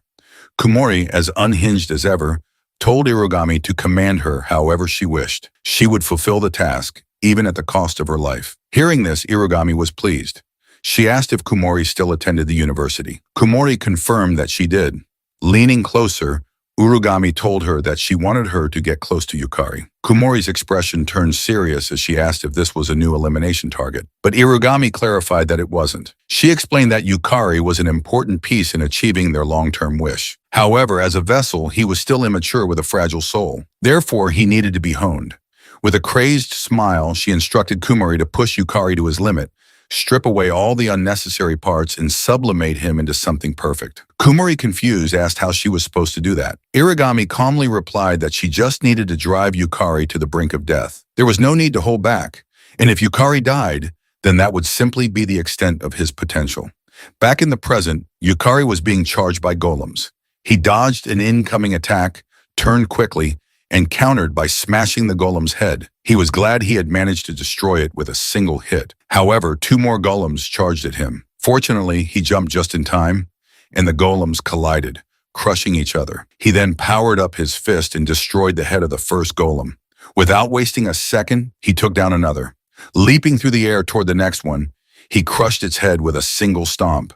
He was now literally punching down every single golem. Luluart, watching from a distance, was amazed by Yukari's growth. Even for a C-ranked dungeon, a golem's defense surpassed that of some B-ranked monsters. She wondered if his rapid growth was fueled by the regret of being helpless in the previous timeline. His dedication to becoming stronger was truly remarkable. At this rate, she considered they might be able to move on to learning tier magic in the next dungeon. After defeating all the golems, Yukari collapsed to the ground in exhaustion. Luluart praised him, noting that taking down a total of 32 golems was impressive. Yukari admitted that it had gone well in the beginning, But in the latter half, his stamina couldn't keep up, and he had needed multiple hits to finish them off. Lulu Hart agreed, pointing out that his magic had wavered midway, and he was putting unnecessary strain on his body. Yukari acknowledged that he understood her point. He explained that with the item he had acquired from the vault, his physical abilities had suddenly increased and he wasn't yet accustomed to them. The item in question was an S-rank Grand Strength Ring, which increased the wearer's physical strength and power. The second item was the S-rank Harden Ring, which increased defense and reduced physical damage. The third was the S-rank Windblaze Bangle, which increased speed and quick evasion, as well as enhancing consecutive attacks. Yukari still vividly remembered the battle between Irugami and Sakurako. He was painfully aware that he was far below their current level. Determined, he resolved that he needed to catch up. Otherwise, stopping the dungeon break would remain a pipe dream. He stood up and decided to rejoin his seniors. While running, he hoped they were safe. Lulu Hart informed him that she didn't sense any magical power nearby, so they were likely safe as long as they hadn't entered the boss room. Elsewhere, Naruse told his companions that he was going back.